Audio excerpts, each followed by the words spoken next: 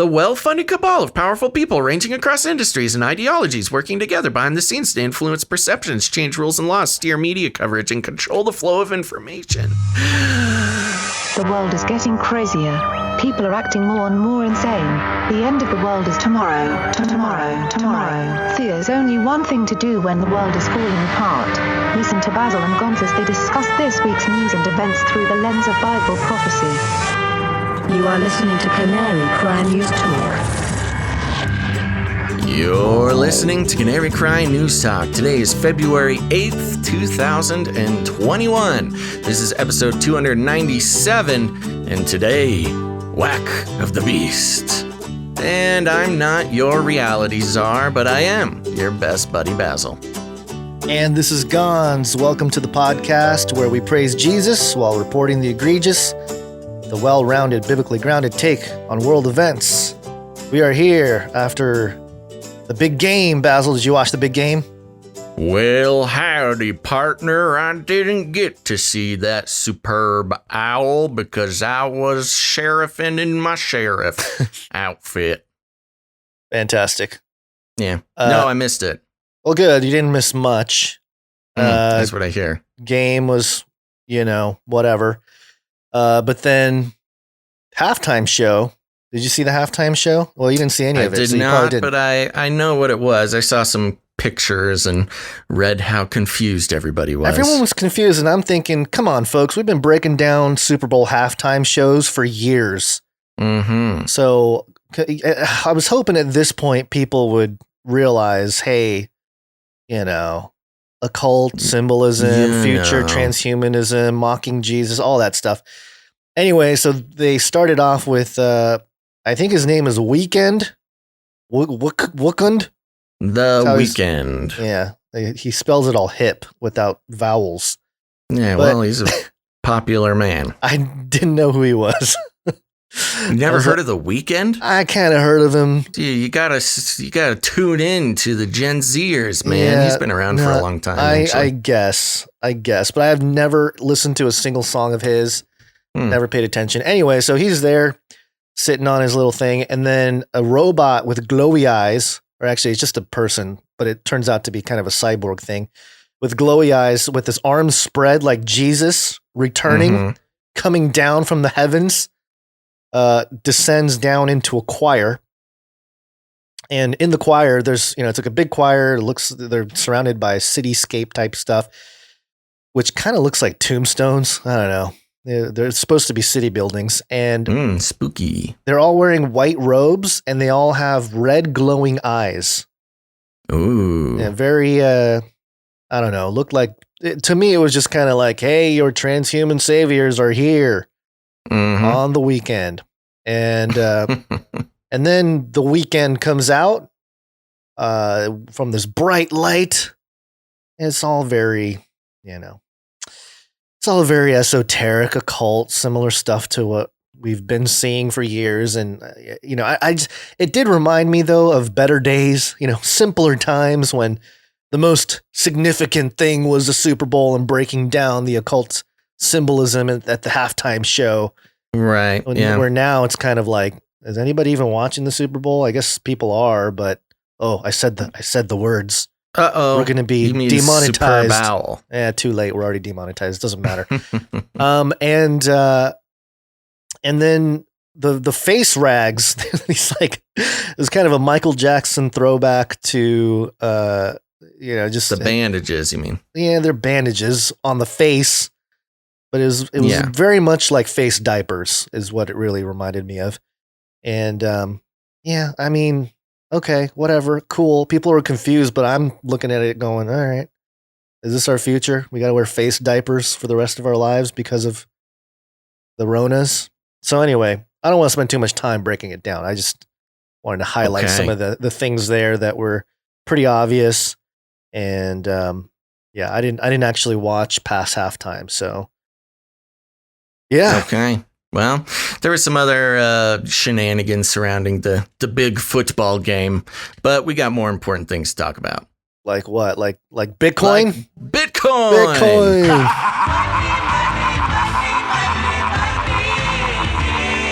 Bitcoin. time go to moon. Yeah, exciting time for people to wake up this morning to one of the bigger Bitcoin pumps. And as usual, it's all thanks to Elon Musk. Yeah, this is CNBC reporting Bitcoin surges above 44,000 to record after Elon Musk's Tesla buys $1.5 billion worth of Bitcoin. So, yeah, all-time high this morning. And you know, it's interesting because Elon's been tweeting a lot about Dogecoin. He's like, the people have spoken, Doge, Doge, Doge, Doge, Doge. Mm-hmm. I think he's doing it on purpose because he said in that that conference call on what's that app called? Neighborhood, Pocket Watch, Clubhouse. That's what it is. Clubhouse. I had to cycle through. Went through my brain files. That he said that Doge is kind of a joke, and then he said Bitcoin has a chance to make it, whatever, blah blah blah. But I think he's been tweeting about Dogecoin to not get pegged for manipulating the market. It's like, oh, I'm just talking about Dogecoin. I don't own any Dogecoin. I'm just talking about Dogecoin. And meanwhile, he's buying $1.5 billion worth of Bitcoin. Does he say he doesn't own Dogecoin? He never said he does or he doesn't. All he says is Doge.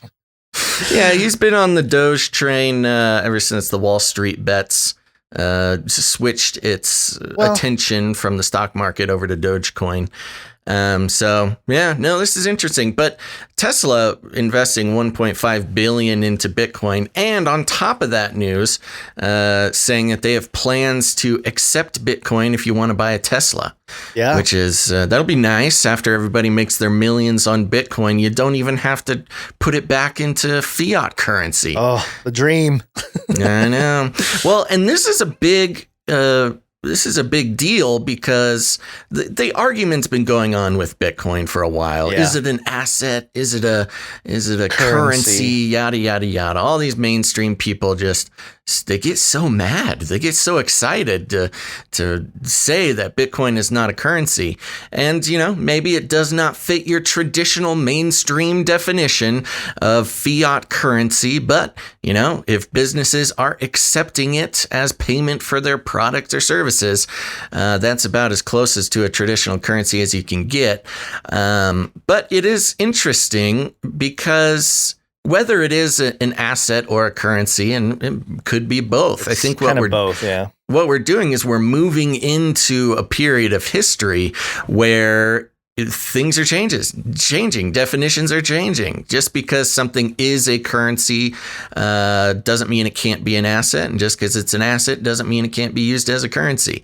And so you can, people are still locked into their 20th century views about what the financial system should look like. But all these big shifts, these trends and forces just keep moving. So there you go. If you're a Bitcoin person, you woke up to a nice little surprise today.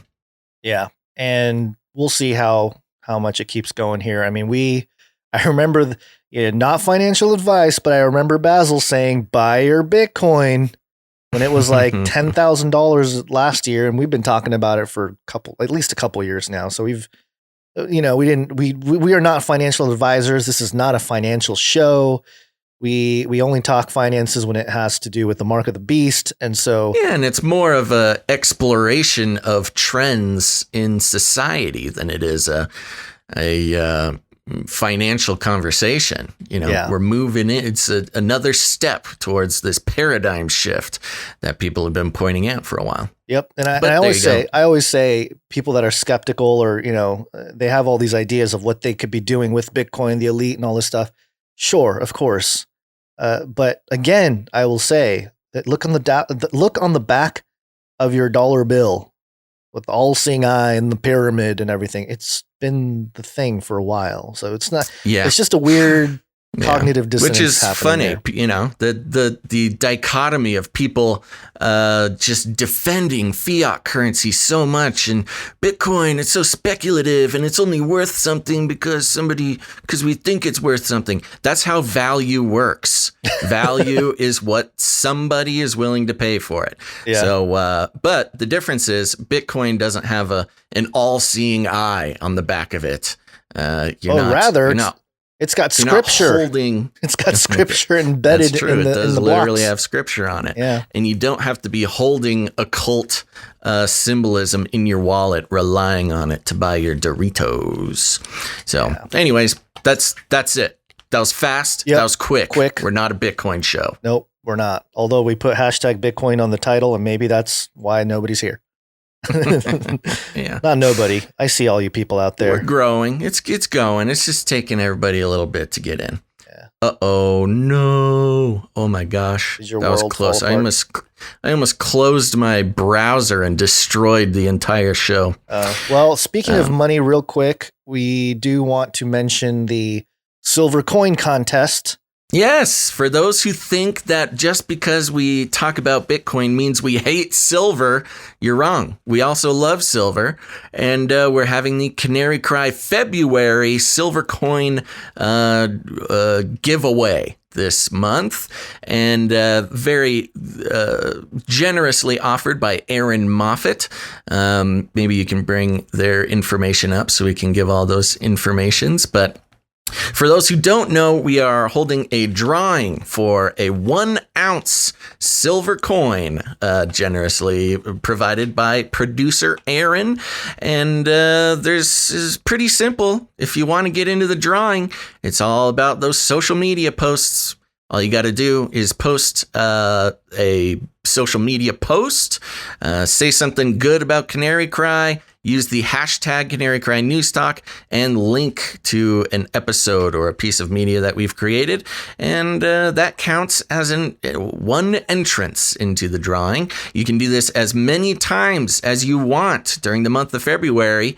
And Gons, I got to say, if anybody wants this silver coin, chances are pretty good right now. Not a whole lot of takers on trying to get into this drawing as of now. Well, hopefully the 1, 2, 3 step action plan is simpler than Basil trying to explain what to do for 15 minutes, confusing people out there who are not as fluid. That's not on me, man. That's not on me. If you're confused, that's on you. It's a social media post with the hashtag Canary Cry News Talk and link to one of our things. It's easy as that. One of our things. I don't know if it's even possible to make it any simpler, but in case somebody is more of a visual learner, Gons, you've created something for them. Well, yeah, I just closed out of it. I thought you were going to read it. Here we go. Here it is. I'm not watching. Win an ounce of silver. Step 1, make a social media post with a call to action. Step 2, tag the post with hashtag Canary Cry News Talk. Step 3, include a link to something from Canary Cry Radio, News Talk, episode, website, even canarycry.community, etc. Just something that links back to our content. Although you're going against the official. Oh, never mind. Keep going. Yeah. What am I? What did you think I was? I said never mind. Okay. Because it doesn't matter. All right. Keep going. So that's it. That's all it is. It's very simple. Make a social media post. Hashtag Canary Cry News Talk. Link to something we've done. That's it. There you go. Easy as that. And right now, if you do it, you got a pretty good chance of winning the silver coin. Who's on social media these days, Charlie V? Well, you are. You're using YouTube right now. Social media think YouTube platform. Counts as social media, but yeah, kind of. All right. So there you go. Go do it, folks. Win some silver. Yep. If you don't like Bitcoin, we got you. Excellent. All right. I do want to mention, I think I'm going to, okay, so this is not news per se, but I had 2 dreams over the weekend, over the last few days here I woke up a little startled. I'll save the Trump dream for the POLYTICK section. But this first one, Basil, this first dream I had 2 nights ago, I texted you in the morning. I had a dream that Basil passed away. Oh no. And the first thing you said was, how did I die? Yeah, I wanted to know if it was something cool. Was it cool? And I'm like, not really. It wasn't really the act of dying that was so traumatic. It was all the aftermath. You know, I was like going to the service and meeting the family and like, you know, mourning with friends and stuff. It was a very weighty dream.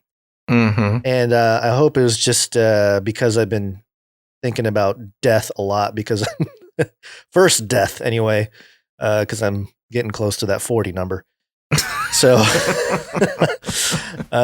so you don't know how I'd passed it all? No, you like fell off a cliff or something. It was something. Oh, that's pretty cool, though. Well, you were like in some kind of action thing, and then it just, I think you fell off a cliff. I think that was it. All right. I mean, that's not the lamest way to die, so that's cool. Yeah. At least you were accelerating when it happened. At least that. All right. Well, so, I'm sorry about your bad dream there, buddy. It was really rough, man. I woke up like, oh gosh, I need to text him right now. Make sure he's still breathing.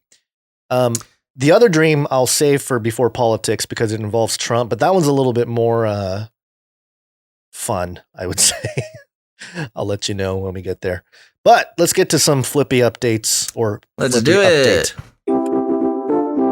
Flippy update. Do you want fries with that? Okie dokie, folks. So if you're new to the show, Flippy is the colloquial name for the disembodied robot arms that are taking our jobs, enslaving our children, and flirting with our spouses.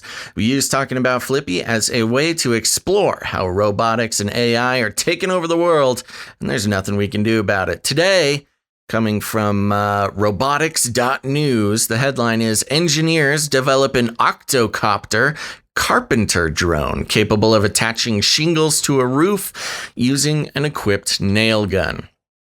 Part of the reason that we follow Flippy and his other robotic counterparts and how they're taking over the world is it's specifically endangering, people's livelihoods. And all wrapped up in that, if all the jobs are taken by robots, it gives another reason for, governments to work their way into universal basic income and a lot of things that are sort of complicating the future of human life. So today, watch out, roofers. Flippy's coming for you.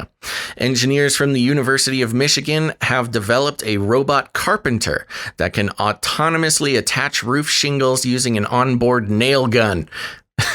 Another part of these updates is discovering how they continue to weaponize these robots. Yeah, not onboard nail gun. Not overtly, but like, oh no, we need to screw some things into the high places, hard to reach places, but also can come after your skull. Yeah, right. So the roofing device is an octocopter drone prefigured to make its own calculations on the force required to bury a nail. A human operator just needs to turn a virtual switch to start the roofing. Quote, "For me, the biggest excitement of this work is in recognizing that autonomous, useful physical interaction and construction tasks are possible with drones." Ella Atkins, a professor of aerospace engineering and robotics at UMich and a researcher on the product.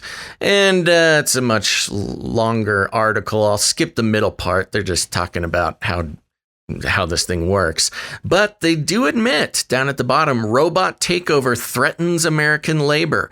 Robots like the octocopter carpenter have been rising as of late, fueling worries that they may soon take over jobs previously held by humans. In a 2013 paper, researchers from Oxford University estimated that around 47% of the total U.S. employment is at risk for automation at some point in the immediate future. Most automated systems today are commonly found in plants, warehouses, and factories. I thought they were talking about the emailing spinach again. That cater to an e-commerce supply chain. Amazon, Apple, and IKEA are just some of the big corporations that have already altered their warehouses with a battery-powered workforce. In a 2017 report by the Pew Research Center, a nonpartisan think tank based in Washington, D.C., 70% of Americans are very or somewhat worried about a future where robots and computers are capable of performing human jobs. So there you go. Part of the reason we also follow Flippy and his newly developed career skills is, we got kids who listen to this show, man, trying to figure out what to do with their lives. And these robots just keep getting in the way. So far, podcasting, surprisingly, against all odds, podcasting is starting to look like a better career choice than other things. Of course, I speak in jest. I don't recommend it to anybody. But there you go. Watch out. Flippy's got a nail gun, Gons. Yeah, it's definitely freaky. But also, I just found out.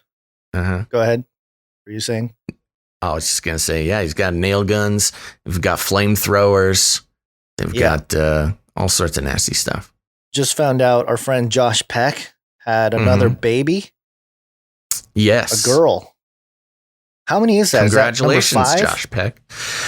He's got quite the clan growing over there. It's definitely a clan. Yeah. The Peck clan. Anyway, just sorry. I just thought so, I'd give some real human news during the Flippy children update. Can work his post-apocalyptic farm when things go south. Guns, I do want to say Josh did not have a baby.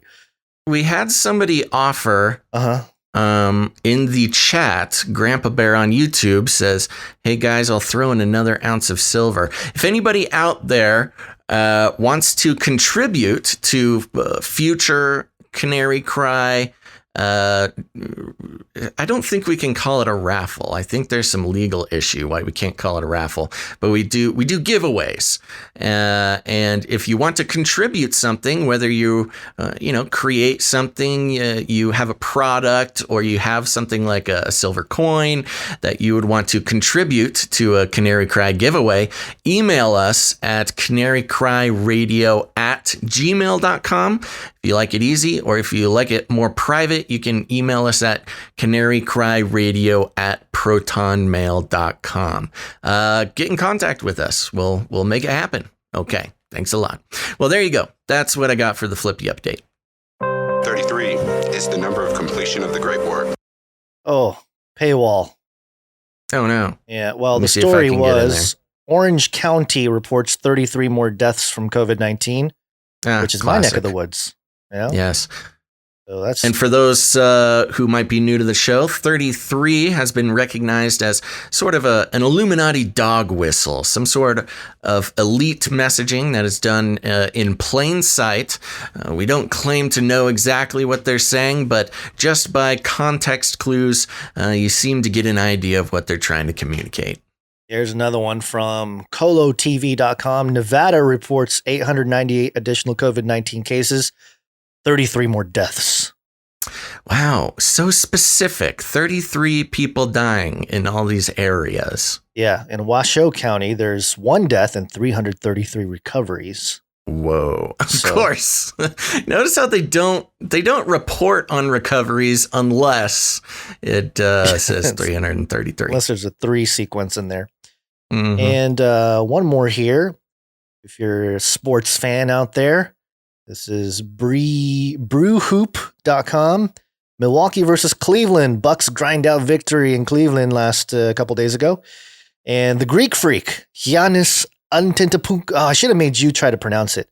I have a hard time pronouncing it too. Giannis Antetokounmpo, known as the Greek freak, scored 33 points in 33 minutes of play. Wow. Yeah. Really, he really wants to win a championship. He's got to signal to the Masonic, Chinese Masonic order that he's willing to sacrifice for the championship ring. So there you go, Giannis. We're on to you, Giannis. Scoring 33 points in 33 minutes, and can't be outdone. 666. GoNintendo.com, 1999 first edition Pokemon TCG set sells for $666,000 Oh my gosh. at auction, setting a new record. Pokemon cards, man. Yeah, do you have any Pokemon cards from your youth? I do still have all my Pokemon cards from when I was a kid. You might be able to get in on that $666,000. Oh, good. Just what I'm looking for. Can't go anywhere without your Pokemon card. Maybe I should sell my Pokemon cards for Bitcoin. If anybody is interested in an authentic Basil's childhood collection of Pokemon cards, and you got Bitcoin, email us. We'll see if I can really turn this investment around. Yeah, it depends on the condition of the card there, and you can They've you can been turn in them. sleeves. They've been in sleeves for decades. I'm sure if you turn them into NFTs, you got something there. But Yeah, that's for more. that's for another show. Future time. Yep. All right, let's get into some main stories here. WACCINE, baby. WACCINE. WACCINE. A pandemic special. Okay, so real we've quick. been. Huh? No, just on the Canada thing. I forgot we had that. Okay, so we've been following the Canada issue. For those who may not have been following, Trudeau and those Canadian leadership have been basically kidnapping people and forcing them to stay in sterilized government quarantine, the buildings of which have been provided by and owned by the Chinese Communist Party, who owns the Radisson hotels. And let's get a little update. This is coming from jccf.ca. Says here, federal government delays plan to forcibly confine travelers after public backlash and threat of litigation. Oh, the Canadians are fighting back, Gons. That's what I love to hear. The Justice Center is pleased that the Trudeau government is delaying its plan to charge returning travelers $2,000 for forced hotel quarantine in response to public backlash and the threat of litigation. Since late January, the Justice Center has received hundreds of emails from concerned Canadians who traveled abroad to receive emergency medical treatment, to care for dying family members, to attend funerals, to study abroad for school, or who had business or other personal reasons for travel. On January 29th, 2021, the Justice Center announced that immediate legal action is being prepared against the Trudeau government over the declaration that Canadian residents will be subject to mandatory quarantine at their own expense after returning from international travel, regardless of their negative COVID status. These measures are a blatant violation of the Canadian Charter of Rights and Freedoms, including the right to enter and leave Canada, the right to liberty and security of the person, the right to not be arbitrarily detained or imprisoned, the right to retain legal counsel, and the right not to be subjected to cruel and unusual punishment. That's a lot of things that they violated. A lot of rights being violated up there. Yeah. In a letter sent to the Honorable Omar Al-Habra, Minister of Transport, the Justice Center condemned the Trudeau government for its disturbing and aggressive opposition to the constitutional rights and freedoms of Canadians.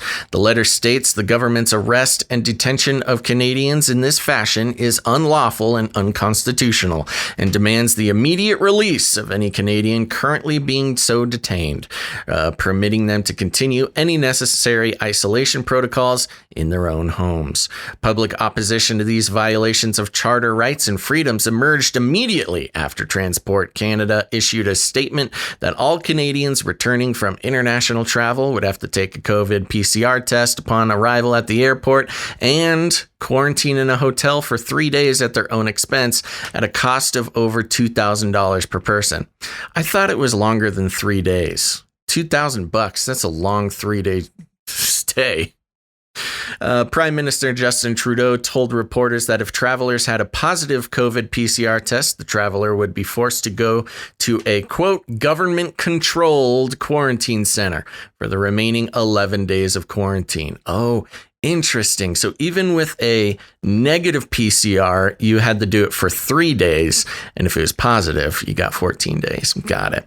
In addition, the Canadian government insisted that Canadian-based airlines, including Air Canada, Sunwing, and WestJet, cancel flights to Mexico and the Caribbean on January 31st and lasting until at least April 30th, 2021.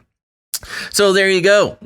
We've got the what is this? The Justice Center for Constitutional Freedoms over there in Canada, doing good work, it sounds like.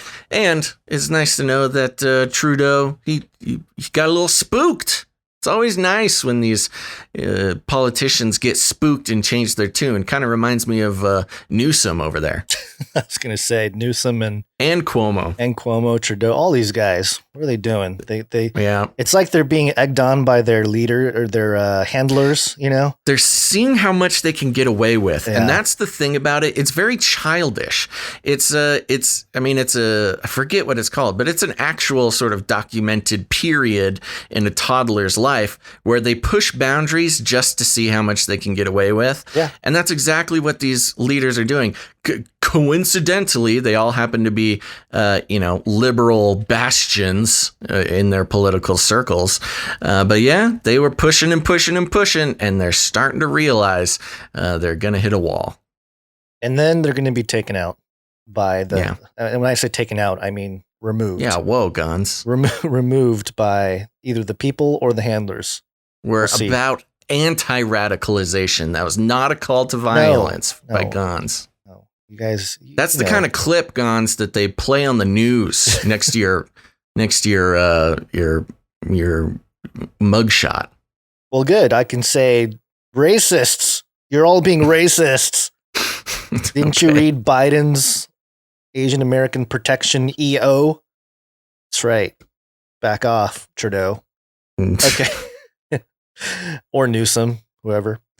Okay. So yeah, that's actually good news. I'm glad that that's taking place. I mean, I would imagine, what country was it? I think Italy did something similar.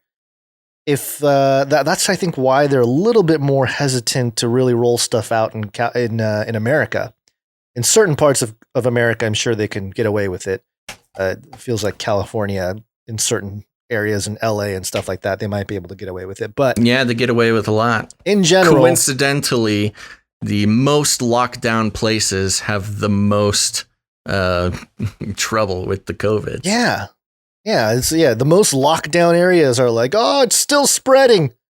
It's spreading faster than ever. Yeah, they always blame the people. So pretty ridiculous. But moving on here, this is statnews.com. The U.S. needs a national vaccine day. Oh, do we? And this could be the anthem. Need is such a strong word.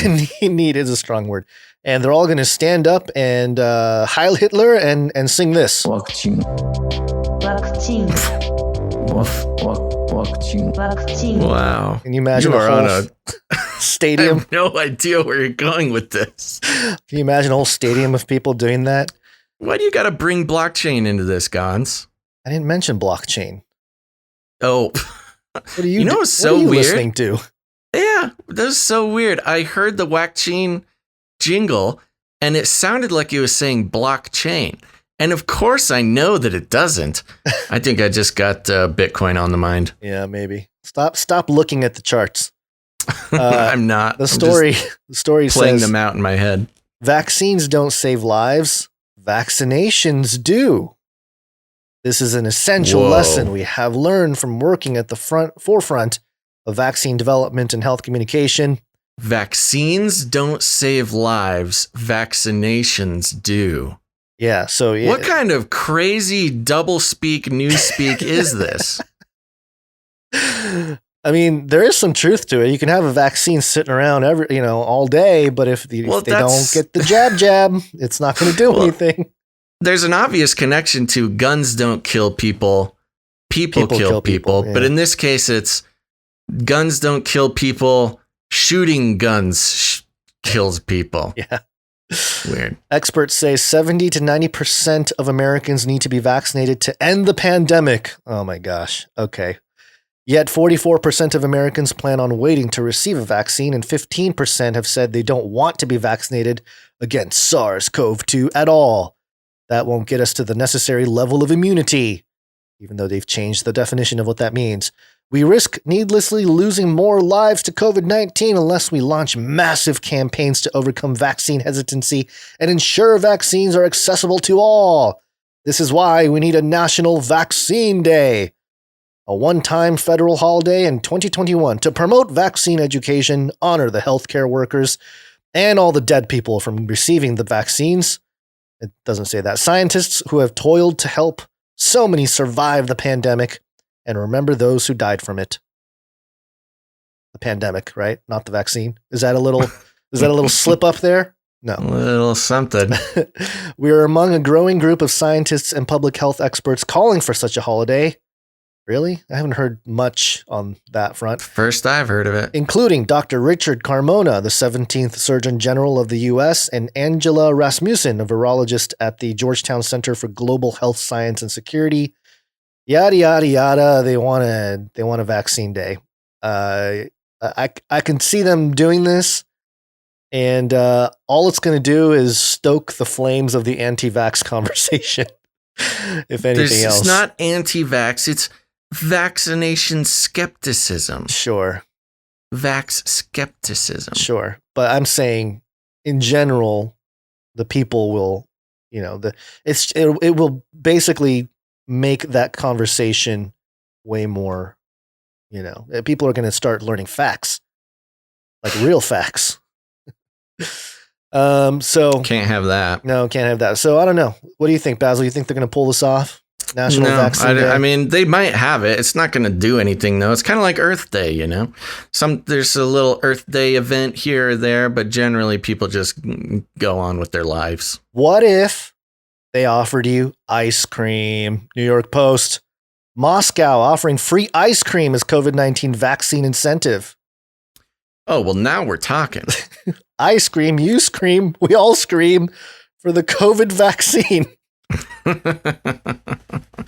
A coronavirus vaccination center in Russia is giving out free ice cream in an attempt to entice Muscovites into getting inoculated, Bloomberg. Do you know what this reminded me of?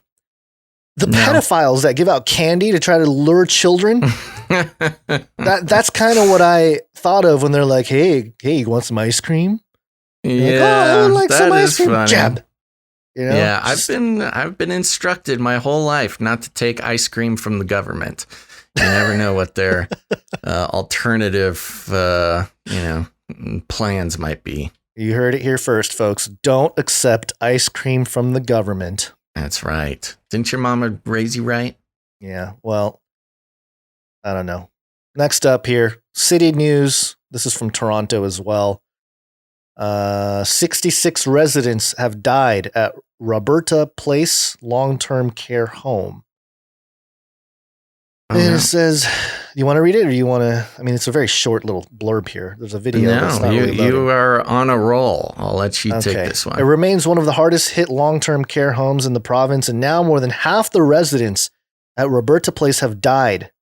Tina Yazdani with why doctors say it's only a matter of time before more contagious variant enters more homes. Now, this article doesn't say it, but I was seeing stuff online that this home got vaccinated. And literally a few days after the vaccination, half the people died in the home. Right. So how can they say that this thing doesn't, or the vaccine doesn't? Well, they did say, are you talking about the Norway case or this Canadian one? This Canadian one. Yeah. I mean, this has happened all over the world in multiple, first world developed countries where everybody will be fine. They bring in the vaccine to this old folks home, and then, half the people die. And then the official story comes out and it had nothing to do with the vaccine. Don't worry. We've studied it. We've run the numbers. It was just a coincidence. And this coincidence just keeps repeating itself around the world. Yeah. And for those of you out there who, I mean, again, we've had listeners who have family who took the vaccine who passed away. So, this is a touchy situation, but also a listener did, or a producer did mention VAERS, and we've mentioned this before on the show, but I do want to bring it to, the attention to it. Vaccine Adverse Event Reporting System. And you're supposed to basically report to the government if there are side effects, or you think there are side effects, or, if a family member has passed away from this. You can report it to the government here. I don't know how much this does, other than give them more ways to deny. Well, this is the response, the government response to the indemnification that vaccine companies benefit from. Right. You can't sue the vaccine company. And as we reported at the beginning of this vaccination process, the government isn't responsible, local or otherwise. Your company is not responsible if they force you to, get a vaccine or else you're fired. Nobody's responsible. But there is this VAERS system, which if there's some sort of negative reaction, including death to a vaccine, you can get in line, folks. And it comes out of the Vaccine Compensation Fund or something, which I think over the decades that it's been going, last number that I remember was it's paid out about $4 billion. But that's not very much considering, I think some insanely small percentage of people who apply for it actually get it. Yeah. I think it's like in the single digits or something. Don't quote me on that. I think it might have been the single digits in the last few years. And I think it's very low hundreds, maybe. I can't remember in the last 30 something years. Right. I mean, there's only been like a few hundred people to have ever received compensation, or the number is very small. Again, sorry, I don't have the exact numbers right in front of me. Yeah. So, I mean, it's a resource out there, but again, I don't know that it truly makes a difference in the long term, especially if you're telling governments, it's, I don't know. It just seems a little bit. It's like taxpayer money. It's not keeping anybody accountable for the issues that arise from that particular medical field. So nobody's kept accountable. Nobody's punished. No justice is brought. It's just a way for like 1% of people who are negatively affected to get some sort of compensation. Yeah. But speaking of witch guns, Mike Lindell's been coming out. He's got a new movie. Did you know this? Speaking of the beast system, beast system.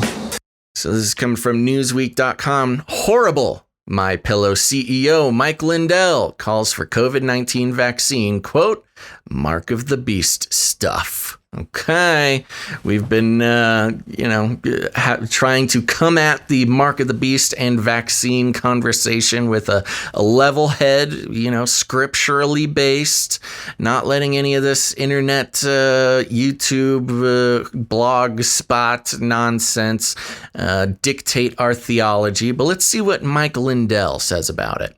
My Pillow CEO Mike Lindell on Saturday called the COVID-19 vaccine mark of the beast stuff. Well, I think we can agree with that. It might be mark of the beast stuff, whether it is the mark of the beast proper or not, has quite a lot of scriptural references that we can bring up, but we'll wait on that. And threatened to sue Dominion Voting Systems for allegedly suppressing the truth about election fraud. Well, this is great. They packed everything in. You got mark of the beast, you got COVID vaccine, and Dominion Voting Systems all wrapped up in one. Lindell made the remarks in an appearance on Steve Bannon's War Room Pandemic podcast one day after the release of Absolute Proof, his 2-hour election fraud documentary. They put documentary in quotes there. Yeah, during the interview. That's a subtle slap. Yes, little zinger there. Yeah. During the interview, Lindell railed against cancel culture, the vaccine and lockdown measures put in place to mitigate the coronavirus pandemic.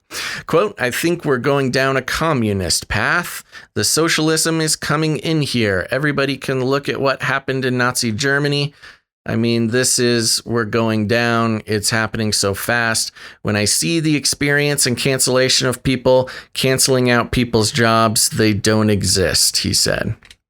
I feel like they took That's not a very good quote. Well, I was going to say, they purposely took a rant where he's stumbling around a little bit to make it seem like he's crazy.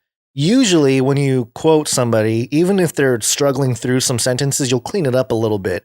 You won't do it verbatim, but of course, I think they did that here to make it seem like, look at this insane person making a video. Yeah, and there's some obvious issues with just what's in this quote. Going down a communist path, the socialism is coming here. Everybody can look at what happened in Nazi Germany. Nazi Germany was not communism or socialism. They were actually fought against communism and socialism, even though they were the National Socialist Party. Is a bit of a confusing comparison to make, but it's neither here nor there. Lindell went on to claim that the COVID-19 vaccine was the, quote, mark of the beast, a prophecy mentioned in chapter 13, verse 18 of the biblical book of Revelations. No. They got it, Cons. Revelations. Oh, no. I think maybe they're referring to the book of Revelation. Yes. Or the revelation of John at Patmos. I need a pet peeve jingle. That is like my biggest pet peeve is when people say book of Revelations and make it plural. It is singular, folks. It is the book of Revelation, and it's about the book of, it says in the first line, the revelation of Jesus Christ. It's about the apocalypse of Jesus Christ. Right. But there you go. See, they got you again, their Guns. Bible, for heaven's sakes. Quote, now it's this one world order. This stuff is in Revelations. Oh, is that Lindell? Come on, Lindell. Yeah, that's what I was talking about. And you combine that with this vaccine, that's mark of the beast stuff, he said. I mean, that this is horrible, keeping us indoors. Again, kind of a non sequitur they love throwing in there. The biblical verse has been interpreted in different ways throughout history. Some Christian sects believe that the mark refers to a tattoo or branding marker that anti-Christians will impose on the world for the purpose of control. Other sects believe that the mark symbolically means allegiance to a non-religious government. Earlier in the interview, Lindell also floated the idea of suing Dominion voting systems. Quote, I will go after them if there's a way to do it. I will do that for the American people. We've got to. The truth needs to come out. So if the truth does not come out here, if they keep suppressing it, what other recourse do I have? He said, I've got to bring them to court. The remarks came after Dominion sent the betting businessman, a letter warning of imminent litigation over his unverified claims of election fraud. On Sunday, Dominion spokesperson Michael Steele told CNN William Steele's brother. William Steele, jewel thief's brother, who knows Ghislaine Maxwell. Go ahead. Quote, Lindell is begging to be sued, and at some point we may well oblige him. Shortly after Lindell's election fraud, quote, documentary dropped on Friday, YouTube and Vimeo quickly moved to remove the movie from their platforms. A YouTube spokesperson told Vice News that the contents of the 2-hour feature, quote, violated our presidential election integrity policy. Ugh. Conservative media network One America News aired the film on Friday with a 90-second disclaimer, quote, Mr. Lindell is the sole author and executive producer of this program and is solely and exclusively responsible for its content. It read, this program is not a product of OAN's reporting. So there you go. Mike Lindell, pillow tycoon, is taking justice into his own hands, Gons. Did you watch Absolute Proof? No, I didn't really even know about it until recently, last day. Yeah, somebody sent it to us, or quite a few people sent it to us. I was not able to find it had been taken down by the time I was trying to look into it. I saw a lot of what's in the film that people, that they're trying to take it down so bad. So there's some of that. Yeah, it always happens. Jax Dagger the Great over on Twitch says Absolute Proof was worth the watch. I'm wondering, anybody in the chat who has seen the film, is there anything new, or is it just is it a conglomeration of all the info that we're already aware of, or was there anything new? I would be interested. That's why it took me an extra couple days to even try to watch it, because yeah, I feel like we've been up on everything, but maybe he has something new. Yeah, well, Absolute Proof. Mike Lindell needs to watch out too, because remember David Hogg? He started a pillow fight with him. You hear about that? We're not going to report on it other than mention it. Oh, David Hogg started a pillow company to rival Mike Lindell's My Pillow. Really? Yeah. He's the and of everyone picked up the joke. He started. What is the card? Is it Our Pillow? I don't know. I don't know. But yeah. So part of the discussion here, and the reason why we call this episode "Whack of the Beast," is because, interestingly enough, if you go to Merriam-Webster, you look up the word "whack," it means not up to the mark, lousy or lame. And so, yes, the vaccines are a concern. I think we have established that over several episodes. And we're not pro-jab out here. However, we've been very cautious about calling it the mark of the beast because there are very specific things that happen in Revelation 13 leading up to verse 18 and 19 there. There's an image, there's the first beast, there's the mortal head wound and kind of the resurrection there's very sequence. Specific scriptural things that need to happen before you can identify something as the mark of the beast. Yes. And look, people have justified all kinds of stuff with I'm seeing it in the chat right now, people justifying exactly why a vaccine is the mark of the beast or can be. And I don't necessarily dismiss all the stuff that people come up with because, obviously, if you're going to put an engraving on somebody, you can do it with a tattoo that uses a needle, so there's a connection there. The word charagma or karagma in the Greek, talks about an etching. You can do that with a needle as well. So I'm not dismissing the whole concept there, but there's also aspects of the heart. There's some very specific worship. Yes, worship is the worshiping key. the beast. You need to deny Christ. Like there's a lot of actual, requirements for something to be mark of the beast rather than just a piece of technology or a mark. Yes, and one of the things that the argument for it being the mark of the beast has been that it alters your DNA. And we've had producer Mark talk to us about, I think he's in biology for 30 years or something like that. And so he kind of knows his thing. His biology knowledge is up to par. And so he's been kind of guiding us through some of this because it is somewhat technical. But I found this blog here, and this is Science with Dr. Doug.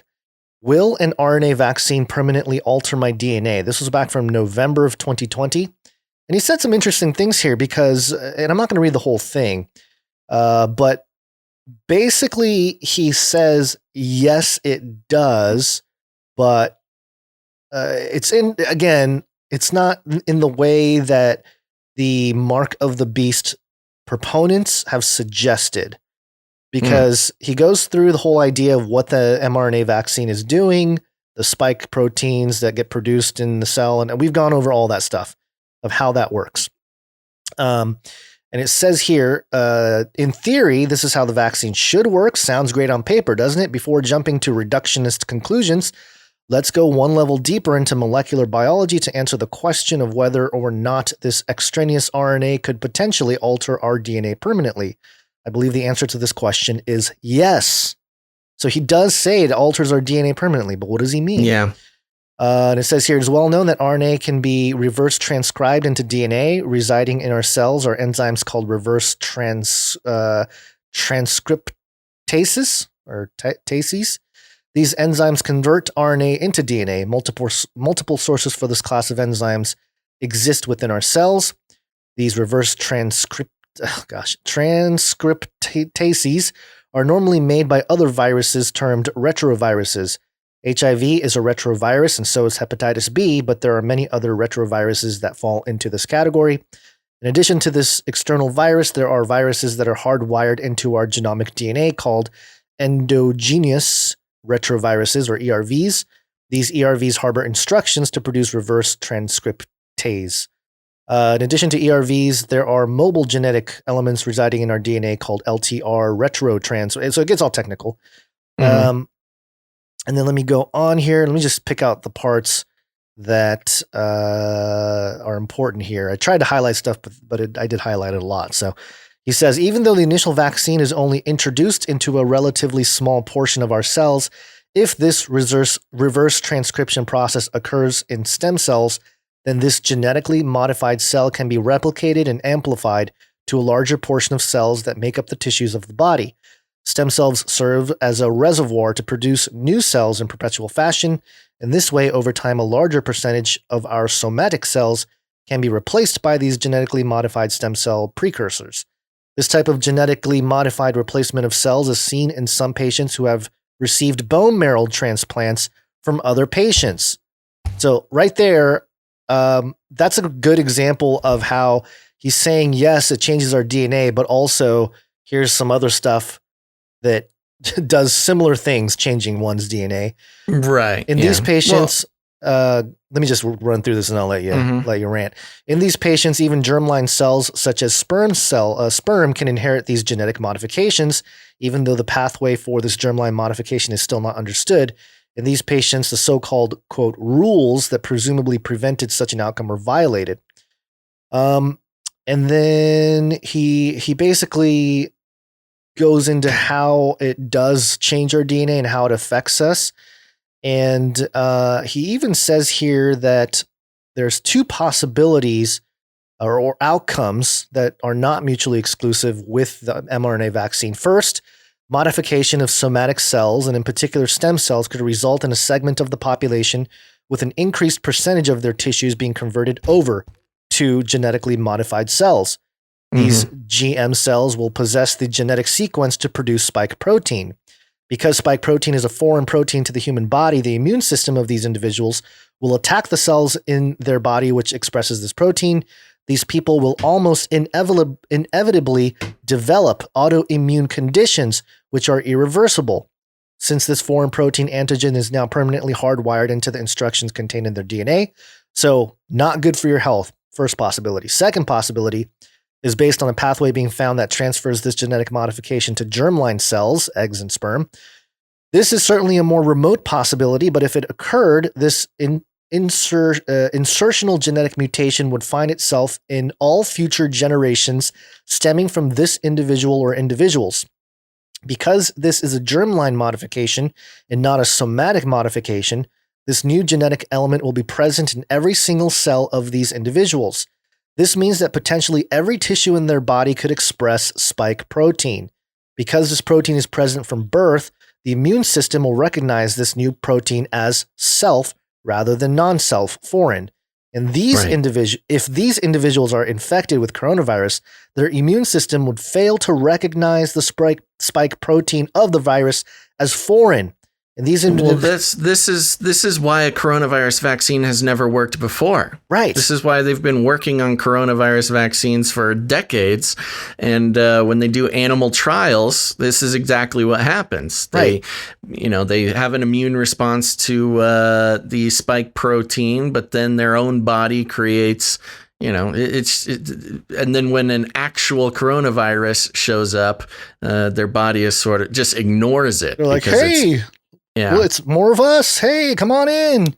Right. Therefore, over time, over future generations, a growing percentage of the population would be more susceptible to severe infection by the coronavirus due to limited immune function.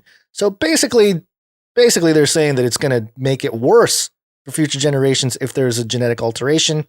And then just to conclude here, my professional opinion is that RNA vaccines are a new mode of delivering vaccines. They should be tested for 5 to 10 years to demonstrate that genetic modification is not a major concern. In addition, all coronavirus vaccines, regardless of type, should be tested for an equal duration to show that ADE is not a concern. It is absolutely impossible to rule out these safety concerns in less than a year. So he's very grounded in his approach here. Who is this guy? Science with Dr. Doug. Okay, you want me to go to About Me? This is Dr. Doug. He's a PhD in biochemistry and molecular biology, master's in engineers and physics, and a bachelor's in engineering and physics, NASA graduate fellow. Oh. Yeah. Okay. So he's telling the truth there. Yeah. But I mean, regardless... it's all interesting. I feel like this isn't anything new. It's not new. It's not new, but I'm saying that that even the articles that suggest that it does change your DNA, it's laying out that it's not to the point where you're no longer human or anything like that. There are concerns about what it does to you genetically. Obviously, it's genetically modifying you, but so does a lot of things. Yeah, a lot of things change your DNA. Yeah. Getting X-rays, going through too many metal detectors, that'll all change your DNA. Standing in front of a microwave, going to space. Right. So I did have a dream I went to space, now that I'm talking about it. Oh, maybe that's why we thought you were dead, or I thought you were dead. I just escaped into fake space. Fake ether. And yeah, our dreams are connected. Everyone thought you were dead. And then you descend back down and yeah, that's a movie. Okay. Somebody write that movie. So anyway, I wanted to bring this to light because I've seen it be used in articles that as a resource to support the idea that the mRNA vaccine will change your DNA and thus it is the mark of the beast. So I'm just diving into one of the sources that people have used and as a resource, and showing that even the resource doesn't really support the idea that it totally changes your DNA. Now, again, it might mean that it's the beginning of all that. And sure, there's concerns about changing your DNA. It's very concerning. I mean, just the fact, you don't even have to get into conspiracy theories.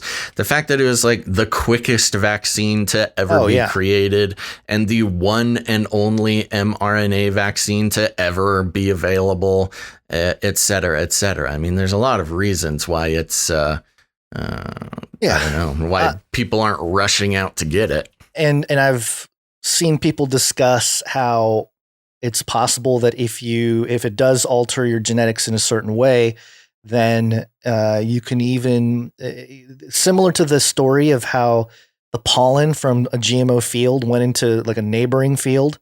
Right. And then, what is it? What company was it? I can't remember. They got sued. They're no longer a company. That big Monsanto. Probably. Yeah. Monsanto said they owned all the crop because of the genetic sequence. Of their neighbor. Because the bees pollinated a different field with their genetic code. Similar things can happen where they're like, "Oh, we own the patent to this this genetic sequence. And now that it's in you, we own you." Well, that is another concerning thing. Yeah, with the genetic tweaking, I'll say, is all these genetics, you can patent these genetic sequences. That's how Monsanto keeps its stranglehold on the farmers around the world. Yeah. That is the weird thing about this. We already know that corporations can hold some sort of legal sway over things or organisms that hold a patented DNA sequence. And it is pretty funky that, now that we're moving into the time when corporations can have their own city states and, maybe each little city state will get their own version of the vaccine and to become company property. Well, that's, I think, the goal there. Have the genetic markings in a company property. And even that, I'm not going to get into it, but that kind of idea is very much tied into prophetic scriptures and a lot has to develop there to even get to that point. But I do want to mention people were sending us the Anthony Patch work there, and we're friends with Anthony. I love Anthony. He's a good man.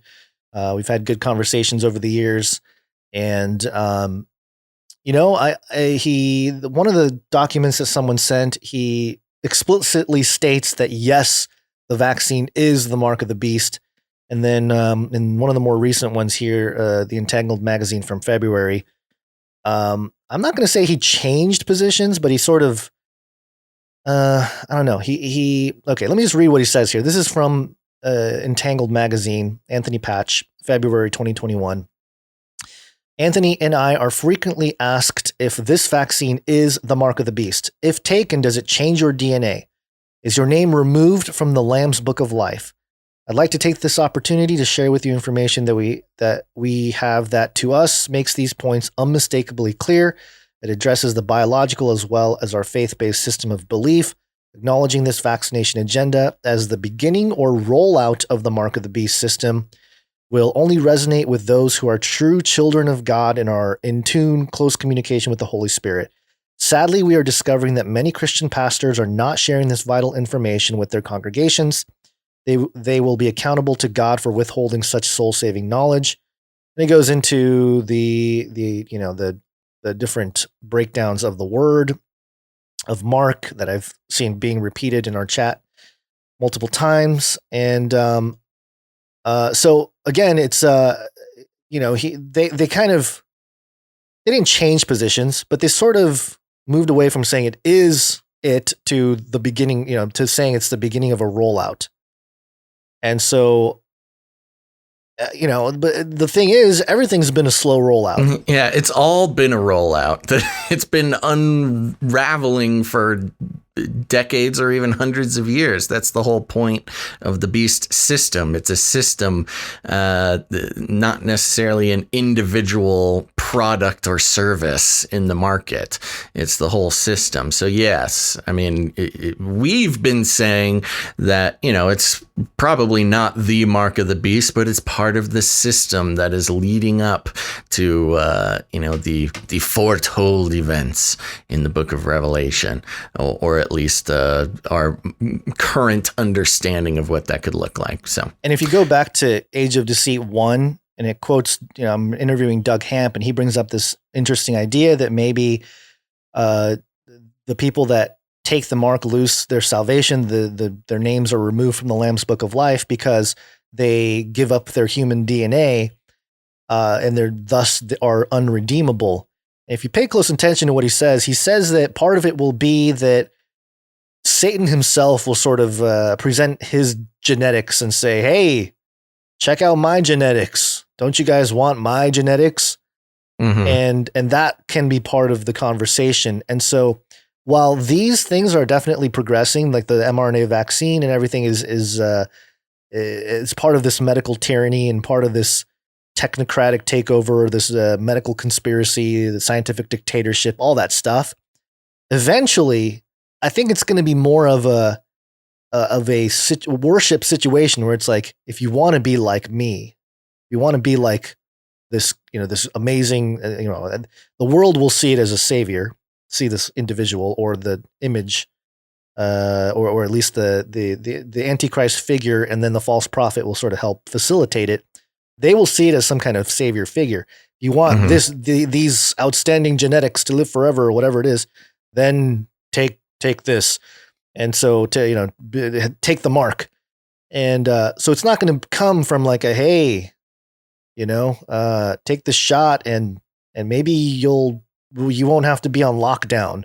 Yeah. It's not, I don't know. There's nothing in the scriptures that says that. It's a lot more to do with worship and the entity distributing the mark rather than the mark itself. So I don't want people to get lost in that conversation where we're so busy looking for what the mark is that we miss the fact that it's about worshiping the beast. It's not, the mark itself will be self-evident based on who is issuing it. And you can say, yeah, the vaccine is definitely presented by the beast, because it is, in a sense. The system is the beast, but it's much more specific in scripture. I don't think it messes with the language there when it talks about the second beast from the earth and pointing to the first beast, which comes from the sea, and all the components therein. So anyway, sorry, I'm going on a tangent and rambling on here, but I think you get the idea. Yeah, there you go.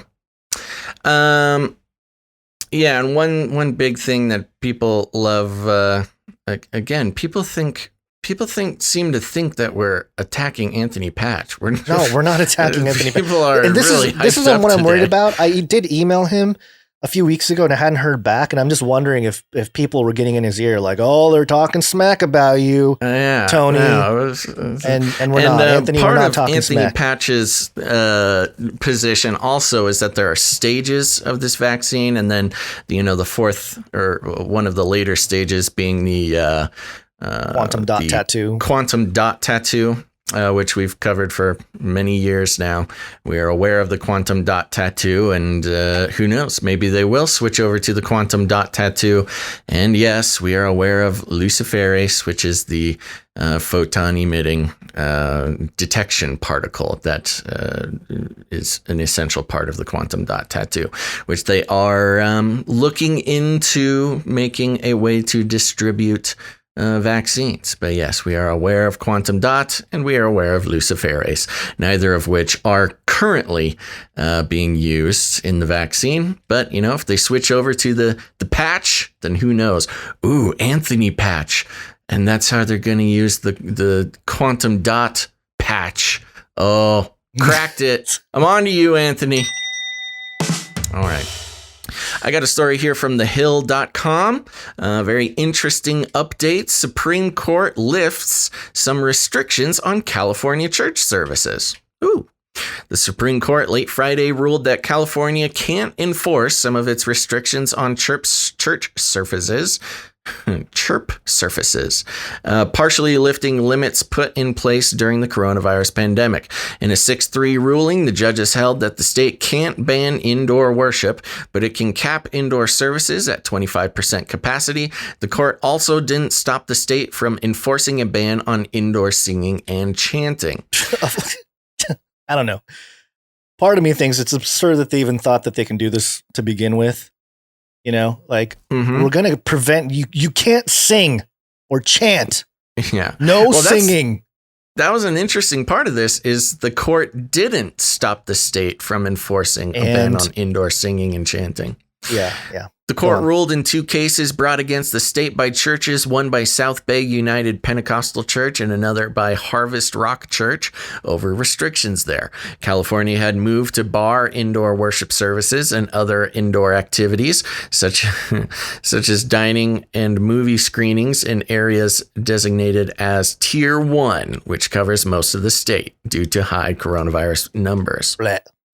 Chief Justice John Roberts wrote that federal courts owe, quote, significant deference to politically accountable officials regarding public health restrictions, but added that deference, quote, has its restrictions. Okay, very helpful. Roberts also explained that the way the state decided that, quote, the maximum number of adherents who can safely worship in the most cavernous cathedral is 0 appears to reflect not expertise or discretion, but instead insufficient appreciation or consideration of the interests at stake. That's very interesting. This is Chief Justice Roberts, who, was sort of, I guess, considered a traitor during the election conversations for not taking Trump's side. But this is kind of a funny little dig that he takes at politicians, being like, yo, you politicians, you're trying to restrict church services. You obviously don't understand anything about church. Justice Amy Coney Barrett, the court's newest conservative justice, wrote for herself and Justice Brett Kavanaugh that she wasn't clear on if the ban was being applied to everyone or, quote, favors certain sectors.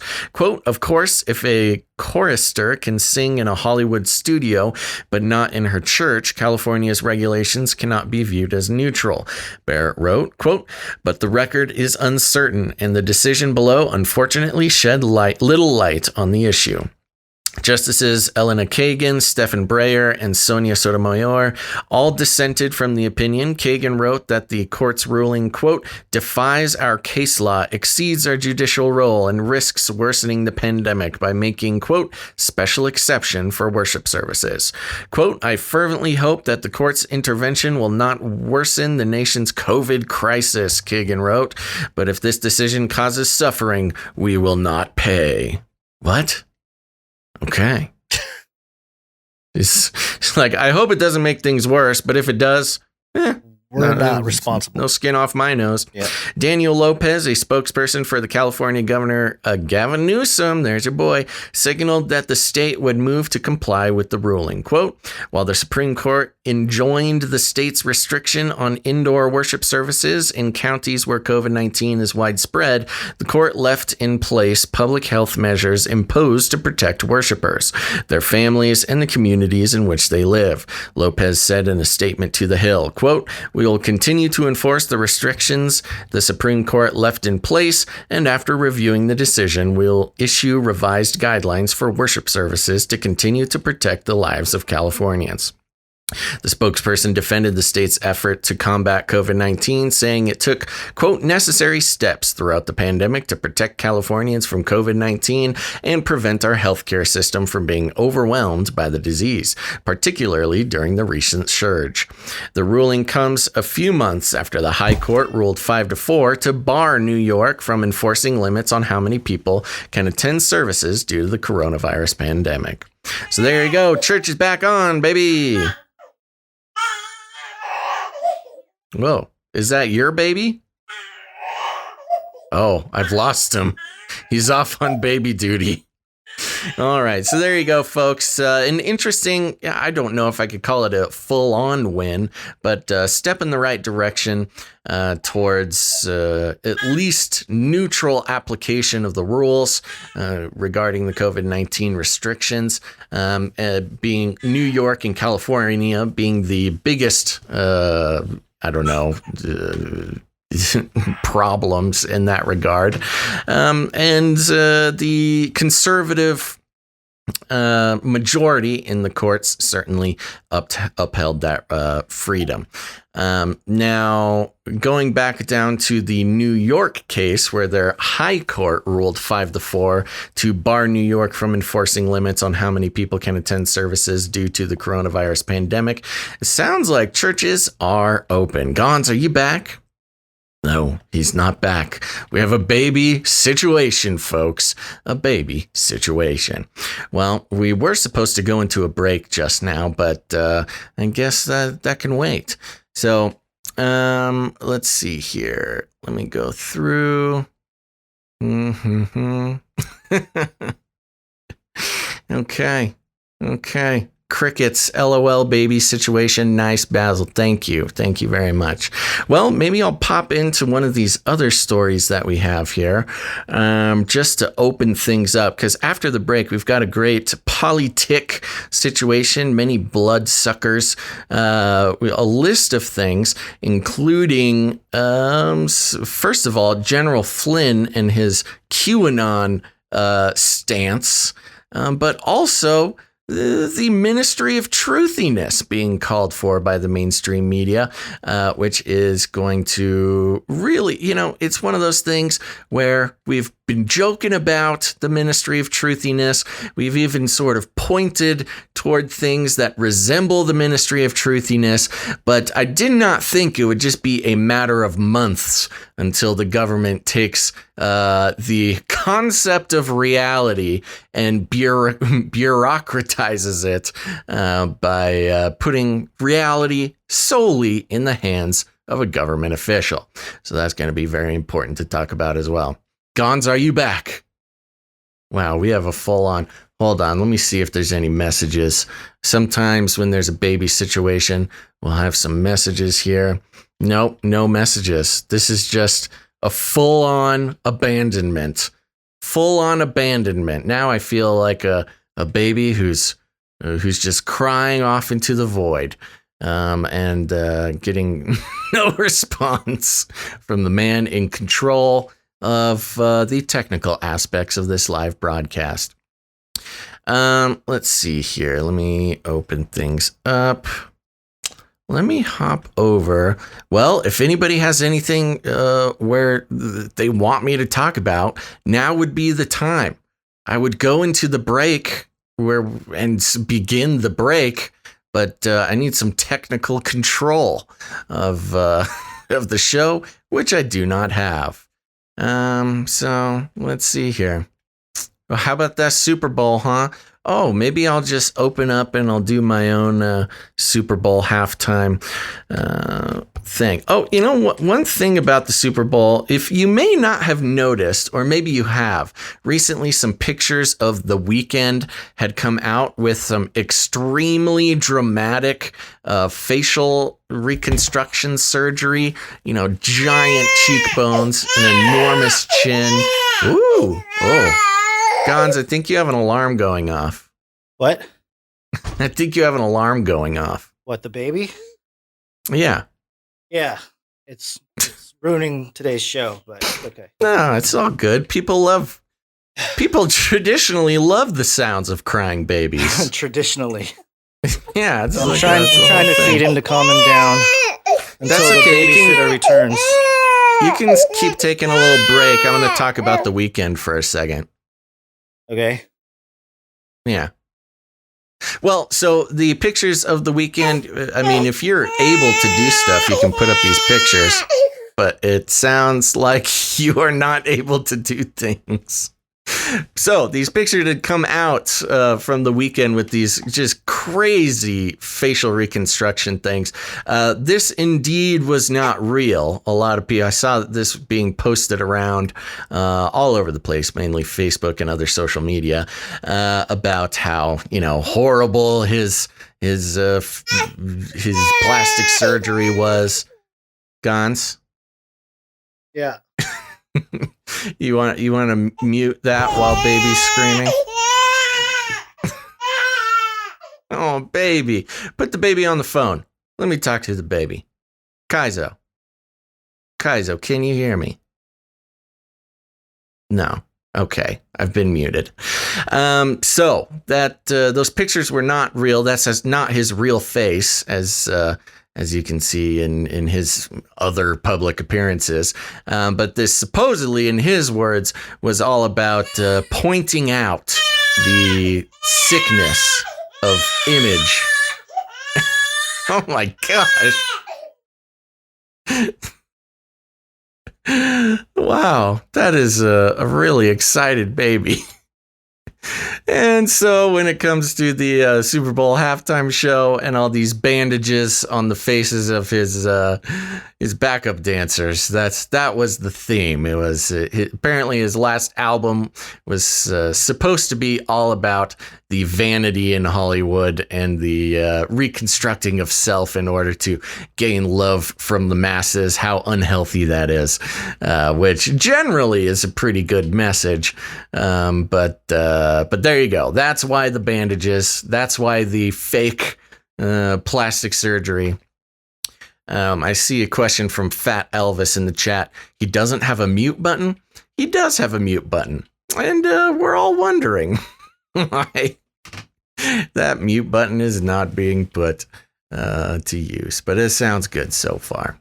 So yeah, it's just, everybody will take a moment to pray for Gonz's babysitter, so that whatever is holding them back, that we will loose them back to take care of the baby. So there you go. We had some suggestions come in from Decoder 2 on YouTube saying Gonz rubbing some whiskey on his gums. I don't know, Gonz. Are you rubbing whiskey on your gums or the baby's gums? I think either way, it might make the situation a little bit more under control. You had no... Okay, Aaron Moffat. Oh, hello, Aaron Moffat. You had no compassion regarding Gonz and handling his own child. I didn't have to assume. I don't know if... Oh, I don't think she's talking to me. I think you're talking to somebody else.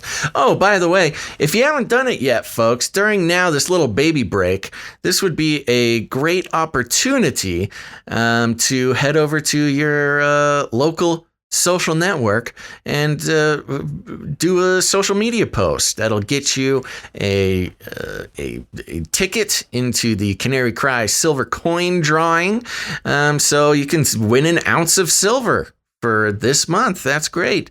You know, people, of course, when we talk about Bitcoin or any other sort of asset, people think that we hate silver because we like Bitcoin. Well, that's not quite true. We do also like silver. And thanks to producer Aaron.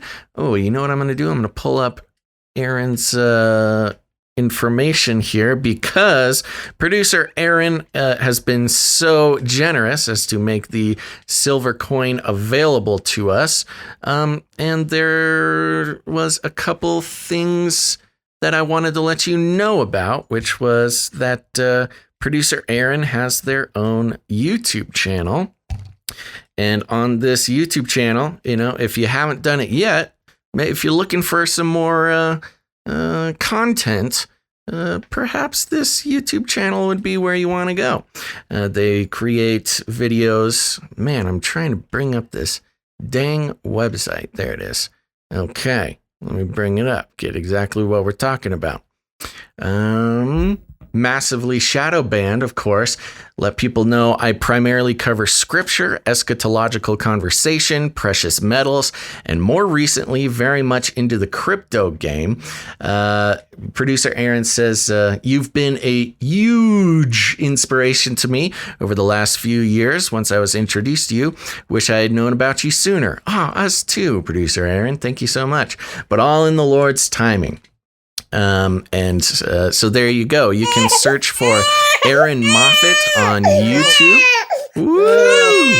There you go. Just had to get a quick unmute to listen to how the baby was doing. So if you haven't done it yet, you can go check out Aaron Moffat on YouTube. Oh, look at that. Pretty good. It's over 6,000 subscribers, Aaron. So now, just to review, if you want to win this silver coin, 1 troy ounce of fine silver from the Canary Cry drawing, you're just going to make a social media post. It's that simple. It's not complicated. Make a social media post telling people about the show. Hashtag it, Canary Cry News Talk. That's just putting hashtag and then spelling out Canary Cry News Talk. And then post a link to one or more of either our episodes or our website, something like that, just to get the word out about Canary Cry News Talk. We did this last month, or I think we did it in December. That's right. And it actually had a wonderful effect on the show. There was thousands of new people that found the show because people wanting to get involved. And December's drawing was for a custom Canary Cry hunting knife from producer Nigel.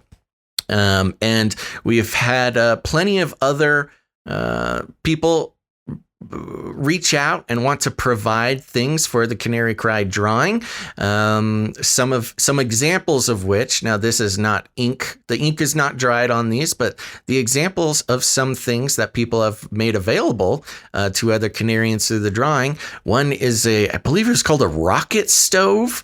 Yeah, we have a producer who builds rocket stoves, which I didn't know what that was, but I took a look at it, and it's a pretty handy dandy piece of equipment, especially in a situation where your traditional cookingware might not be available.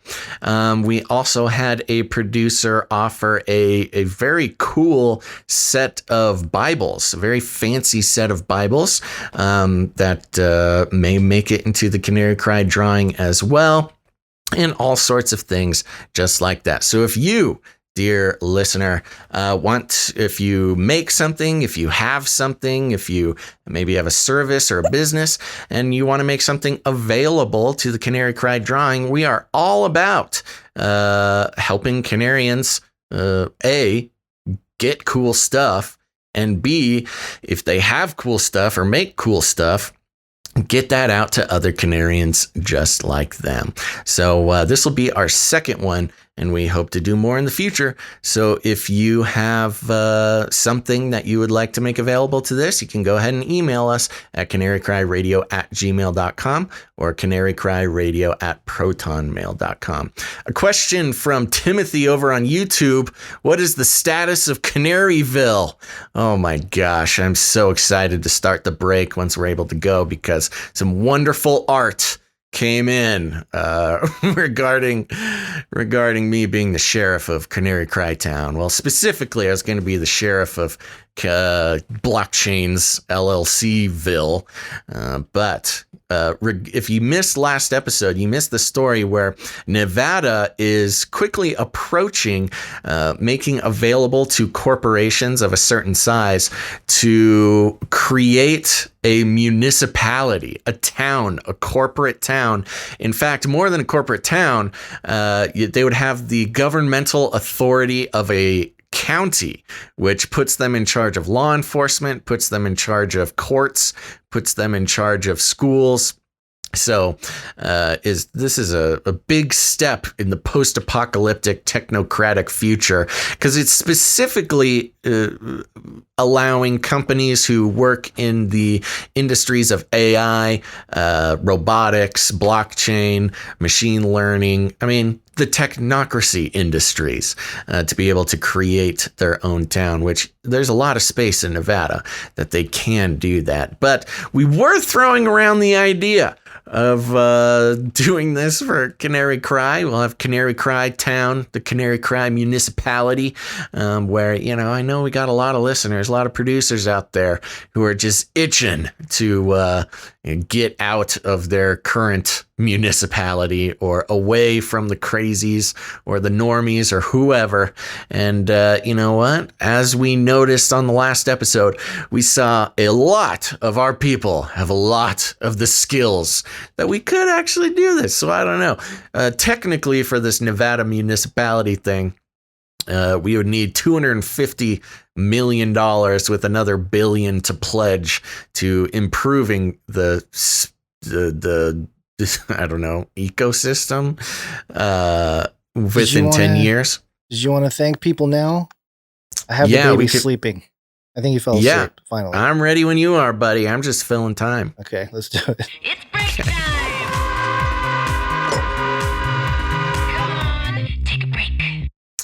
Okay, folks, we're going to take a quick break, but stick around, because after the break, we got all that stuff to talk about that I mentioned before. The reality czar, the admitted conspiracy within the elections from Time Magazine, and General Flynn and his current happenings within the Q-averse. But before that, we want to take a moment and thank some producers.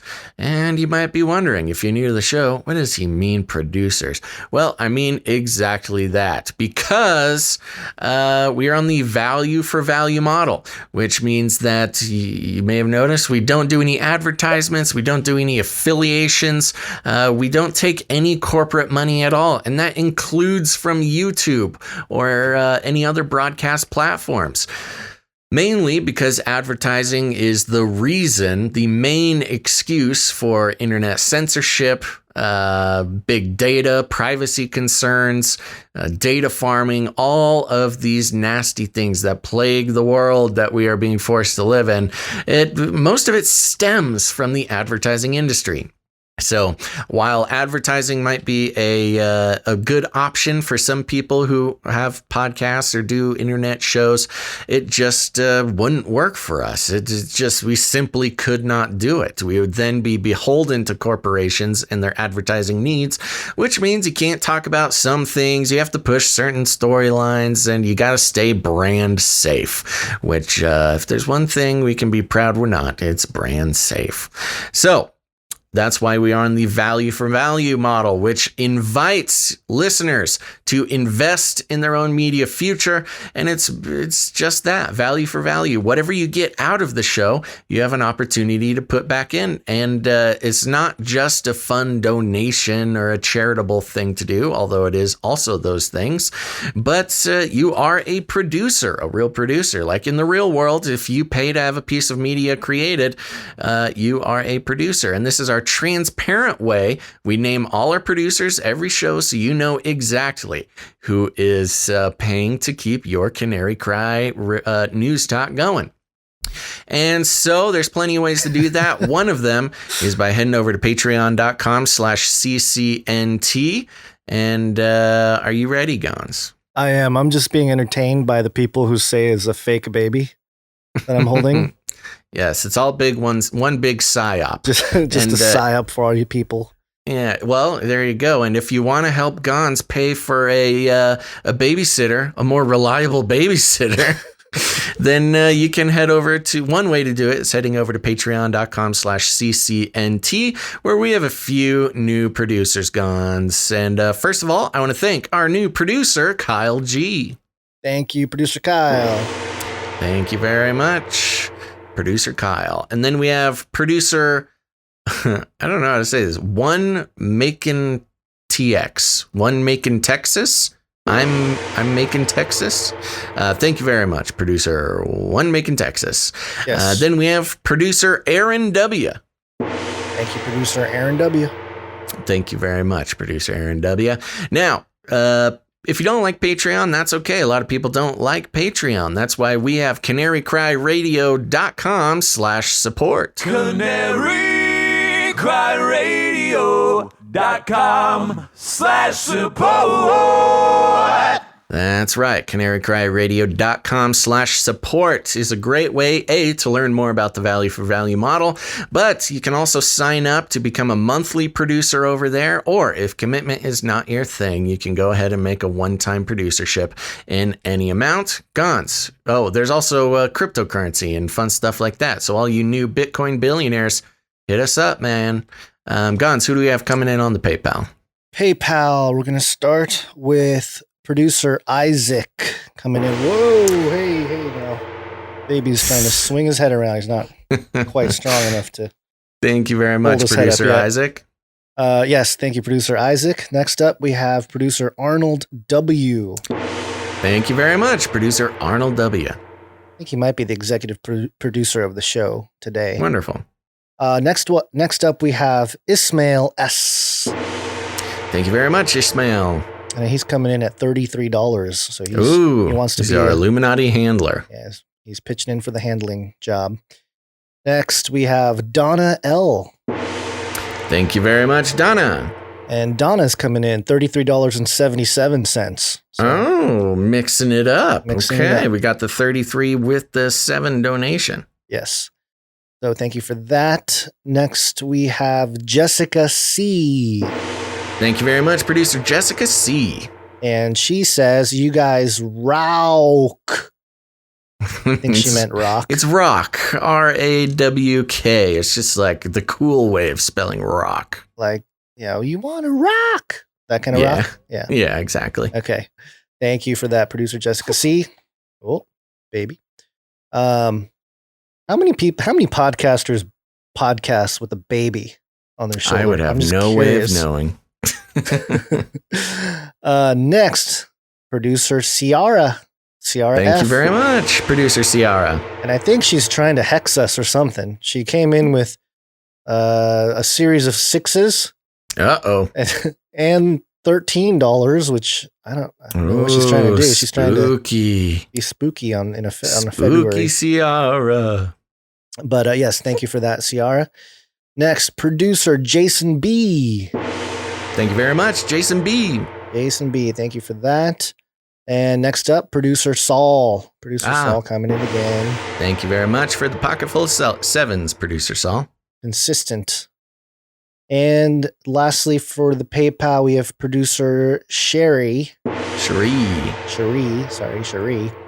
And she says, sorry, this gift is late. Better late than never. Happy birthday, Gons. Oh, yeah. Awesome. It's a birthday one. Thank you. The birthday gifts just keep on coming. Oh, I like it. Yeah. Although it doesn't quite match when I celebrated. So my birthday is in January. And I think one year, my parents did the birthday party in April. Oh, that's okay. Yeah. Interesting childhood. Okay, so that's it for all the PayPal folks. Thank you very much, producers, for this episode. Producing this episode 296? Seven. Yes. We're almost at 300. We're getting real close. We got to think of something cool to do. I know. We've been saying that for like 10 episodes. We haven't figured it out yet. Yeah, I don't know. We do have a knighting today. which Woo! is something we haven't done in a while. So you want to set it for up those, Yeah, for those who don't know, we have the Canary Cry Roundtable of Knights and Dames. And this is a very special group of people who, over the years, have supported the show in the amount of $1,000 or more. And so they are, they become Knights and Dames of the realm, the Canary Cry realm. And about a week ago, we had Sigra the Beast come in and complete a knighting, or at least reach the goal of $1,000 or more. And we are very grateful for that, Sigra. And so I think it's time to knight Sigra. What do you say? Good. Yeah. You want to pull out your sword? I'll pull out mine. Oh, yeah. Hold on. Here we go. It may look like a virtual reality handset, but really it's a sword. I'm really kind of disappointed that I'm not getting any royalties from Ghost of Tsushima, who has a Lord Shimura in there. Oh, but I didn't even know what that is. Yeah, but they just tried to lift and copy what I got going on over here. See? Okie dokie. We want to call up Sigra, the Beast. Please step forward to the Canary Cry Roundtable of Knights and Dames, where we have a seat for you. Thanks to your generous support in the amount of $1,000 or more, we are proud to pronounce you Sir Sigra the Beast, Knight of the Silent Watch. You shall now be known as Sir Sigra the Beast, Knight of the Silent Watch.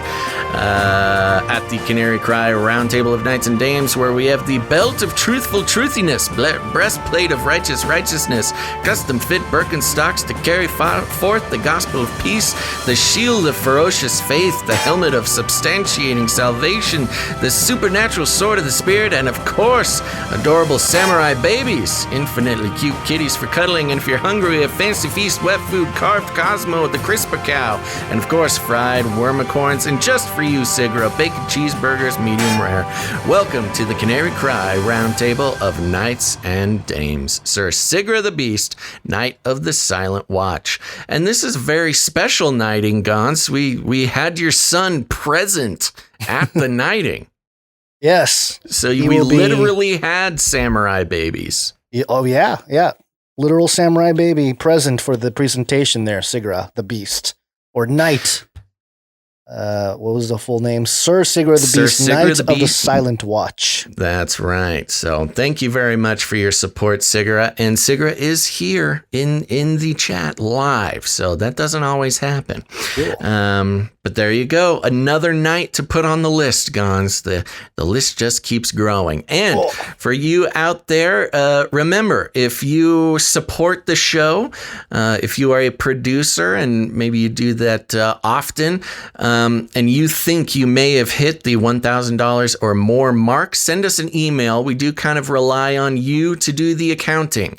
We are not keeping active track of our Knights and Damings, but if you believe that you have hit that number, go ahead and send us an email and we will set up your knighting or daming. Okay, Gons, shall we keep moving? Yes. So other ways you can support the show is with your time and talent. You can do so by sending us jingles, or you can send us your art. One art, please. We have a series of images to present from producer Grace. Mm-hmm. This first one, just blockchain the water in. Yes, blockchain will solve everything. Who needs a well when you can just blockchain the water? Yeah. Oh, by the way, Sugar the Beast, I totally forgot. He wanted a jingle here, and he wanted the money jingle. So.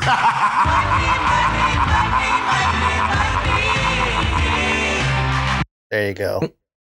That's a good episode for that. Yeah, it is. Yeah, it's a perfect episode. It was all set up. It was all meant to be. Mm-hmm. So yes, this was in relationship to the Canary Cry commune techno city that we're going to build. Yeah, we don't need water. We just got to blockchain the water, and blockchain will solve everything. I like that the literal blocks of water, not ice, blocks of water. On chains. This is fantastic. So good job there. The next one from producer Grace. This one comes from, it says here, robots fighting Nephilim. The robots are on the good side. Their fire and explosions on the ground. God is trying to help, and he is in the sky. The robots happen to be on the good side and are protecting humans. Oh, Flippy has had a change of heart. Yes, and this is a piece done by Age 6. There's no name, Age 6. but Is Age this 6. An offspring of Grace? Or I'm guessing this is, yes, the 6-year-old mini Grace. You're guessing. Was there anything was it mentioned in the Not email really. or anything? I mean, I don't think so. Let me double check, but I didn't see anything in the initial there. Hold on, let me just double check real quick. Yeah, Grace uses the Proton Mail account. She does. I don't think she did. I really don't think she did. I have all the. We've got a mysterious child who is showing us what it would look like if the robots teamed up to defeat the Nephilim. And I like how the Nephilim, there's a googly eye, an actual stuck on. We've got a mixed medium googly eye on this Nephilim. So watch out, folks. Oh, he's here. He's awake. He woke up. My little baby woke up. Not to be outdone, the 6-year-old. There's another one here. This one, it's also labeled, Basil. I got the text underneath. Oh, careful there, microphone, buddy. You want to read that or no? I'll read it. Yeah. Which one? Okay. Yes. Okay, so this is great. We have Basil, the sheriff of blockchain town in the desert, surrounded by chickens and cacti. He is riding a robot horse that has organic hair, with a chicken named Gandalf on its head. There's a canary stealing Basil's hat. Dum Dum the chicken is in the tumbleweed. The chickens are taking over the mountain. Age 8. This is great. These, so there's me on a robot horse and a lot of birds taking over the world here. But I got my sheriff star on there. Again, a little mixed medium. I got a gold star. Oh, I feel googly so good. eyes too. You got and actual googly eyes. Yeah, this is working out great for me, sheriff of blockchain town. Yeah. And yes, you have your badge too. Producer Grace put together your badge. See, this is good. I got to get this made up. And yes, this is for. She basically put together your personal sheriff brochure. It's my sheriff catalog here. And this is very good. Gold shiny star, and the quote on it is, "I have got to become sheriff of blockchain town." Thank you very much, Producer Grace. Yes, and there's one more from Producer Grace, and this one is a quote. "We must keep the cognitive dissonance and keep people confused." That's right. Yeah. So See, I've got you all figured out, elites. Yeah. So thank you for that, Producer Grace. All great pieces there. And then Producer Mike B came in, and he was very excited about being inspired by our show to come up with art. And so you want to. And this one is great. This is also sort of a mixed medium. We've got crayon and pen and a little bit of graphic design in there too. There's a big sign that says, "Welcome to Canary Cry Commune. Population, you." And there's me in my giant walking mech again, wearing my cowboy hat and a sheriff badge there. I'm enjoying this a lot. And a little speech bubble that says, "Producers wanted." Now, Gons, not to be left out, but you'll notice in the bottom left-hand corner here, looks like a campaign sign for Gons for Mayor.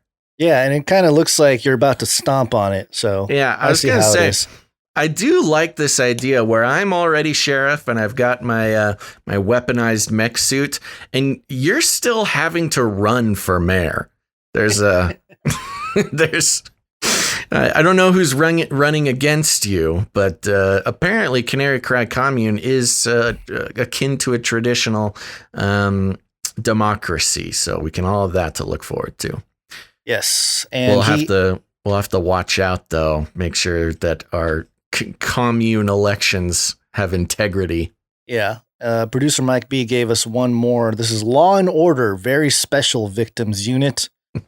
And yeah, it's done in the style of Law and Order, the TV show. Gong gong. It says Law and Order, very special victims unit, and it looks like a priest with a mask on, a robber's mask, is running away from what looks to be either another priest or a nun. And it says, "Help! Somebody stop that priest! He took my demon." Did we talk about this? Is this in reference to something? Yeah, it was a story about on the last show. It was one of the last stories we talked about in the last episode, where the government, I think in Australia, I don't know if it was the whole country, it was a certain area in Australia. Oh yes, it was the the Satanists. Yeah, the Satanists trying to. Yeah, they don't like exorcism or deliverance ministry because they require demons to grow their church. Right, exactly. Got it. Okay, I'm following now. Thank you very much, producer Mike B. Yes, thank you. We got producer Saul, Quantum Saul-us, come in with this piece here. This is wild. This is in the style of an N64 game cover, if anybody out there is old or young enough to remember that. And it's in the style of Banjo-Kazooie, I want to say. I'm kind of just having to reach back into my memory of the covers of N64 games. And wow, we got a lot going on here. Yeah, so we've got the QAnon shaman in the bottom left, little skull man with the horns. Then we have, who is this? Is this Trump? It's Trump holding an alien? Trump holding an alien. Dribbling a hashtag, or maybe chasing a hashtag? Chasing a hashtag. I'm assuming behind Trump there is Biden. And then there's a big witch. Is it Biden or Pence? Pence, sorry. There's a big witch sort of reaching down for them. This is...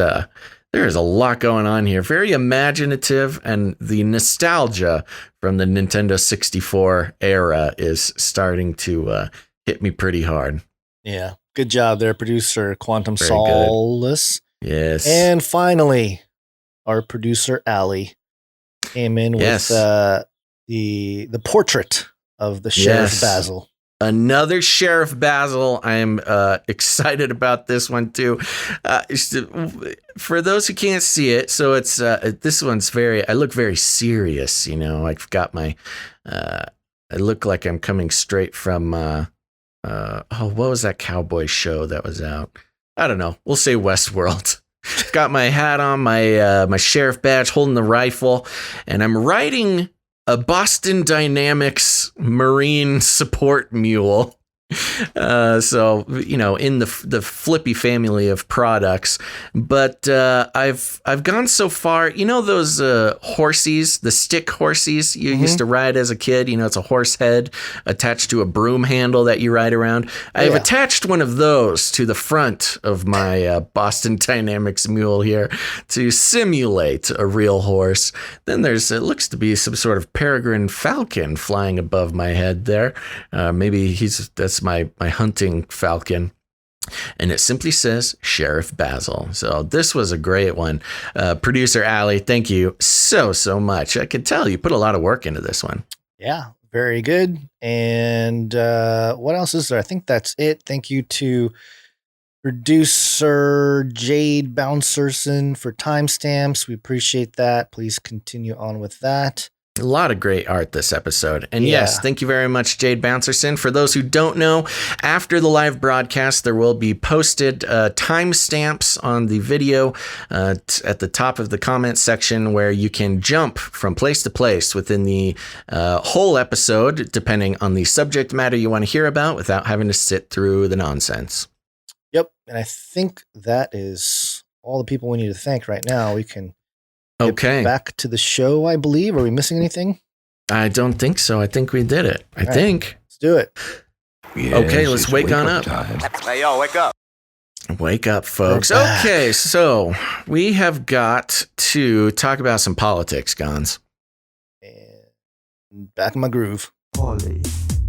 It's Latin for many. Tick. They'll suck your blood. Politics. Okay, this one was real fun for those who pay attention to... What? I got to tell my Trump dream. Oh, okay. Tell me your Trump dream. All right. So here's the Trump dream. Little less traumatizing, although maybe traumatizing in a different way. So I'm at an event. There's lots of people around, and we're all kind of getting scattered on this. There's like a tower. We're all going up this tower. It's sort of transparent. Everybody can see each other. We're sort of like, what's going on? And then Trump goes up an elevator in the middle of the tower, and everyone says, "Oh, it's Trump! It's Trump!" Everyone's pointing at him and waving at him, and he's waving like, he's high. And then he gets to the top of the building, and a diving board emerges from the chimney. Ooh. Not the chimney, the roof of the tower. And Trump strips down into a Speedo. Oh, great. And Perfect. He does an Olympic dive off the top of the Trump building, or maybe it was a Trump tower. And that wasn't the part that was disturbing. It was his perfect splashless entry into the water. He's such an athlete. And everybody was cheering. And I woke up and I'm like, what happened? Do I need to journal that dream? What is going on? So there you go. And that's Trump's, he made it to the top and then splashlessly disappeared into the pool. Was it a pool he jumped into? It was a pool, but he did like a diver's dive. He like did flips and twists and all that kind of stuff. And then when he hit the water, it was just, it was like those Chinese divers, just no splash. Wow. Slipped right into the liquid. Wow. You're playing 4D chess. 4D. Okay, so anyway. Well, there you go, dream interpreters. Get on it. Yeah. Where am I here? I'm totally lost on my tabulations. I got so many tabs. I was going to read from the Time article. Let's see. Where am I? Top of the break. You start. You're looking for tabs. I'm looking for tabs. You do all your stuff through tabs. Okay, the headline reads, "The Secret History of the Shadow Campaign That Saved the 2020 Election." What? This is Time Magazine. The Secret History of the Shadow Campaign That Saved the 2020 Election. What? Yeah. A weird thing happened right after the November 3rd election. Nothing. The nation was braced for chaos. Liberal groups had vowed to take the streets, planning hundreds of protests across the country. Right-wing militias were girding for battle.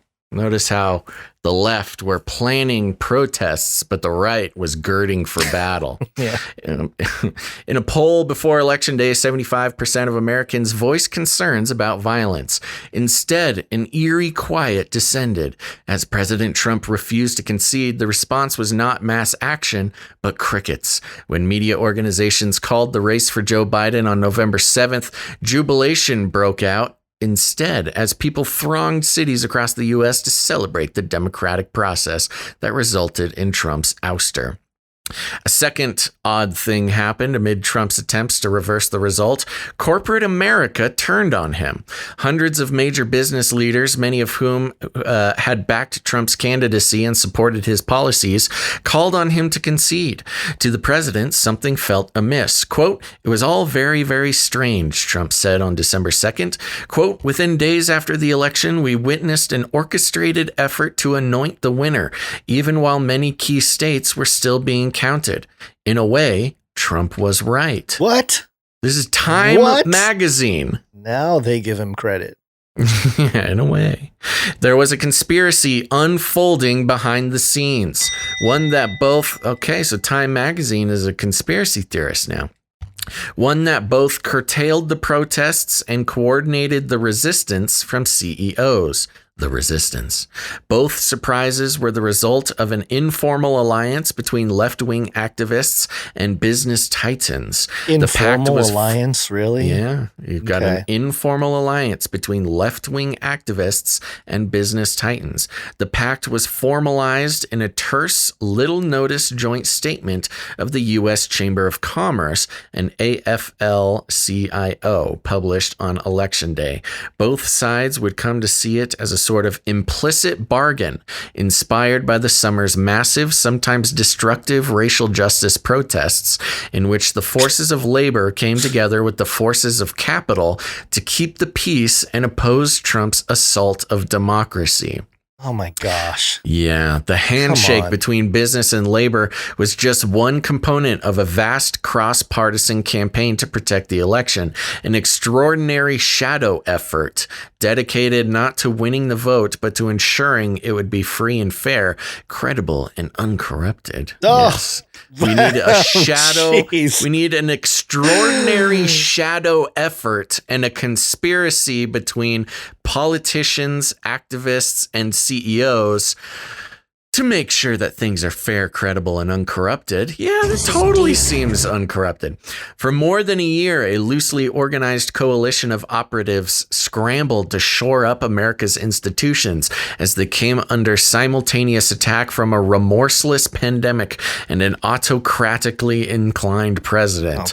Though much of this activity, are they talking about Biden signing almost 50 executive orders in his first 2 weeks? Oh, no, they're talking about Trump. Okay. Though much of this activity took a place on the left, it was separate from the Biden campaign. We have to make sure to separate it from the Biden campaign and crossed ideological lines. With crucial contributions by nonpartisan and conservative actors, the scenario the shadow campaigners were desperate to stop was not a Trump victory. It was an election so calamitous that no results could be discerned at all, a failure of the central act of democratic self-governance that has been a hallmark of America since its founding.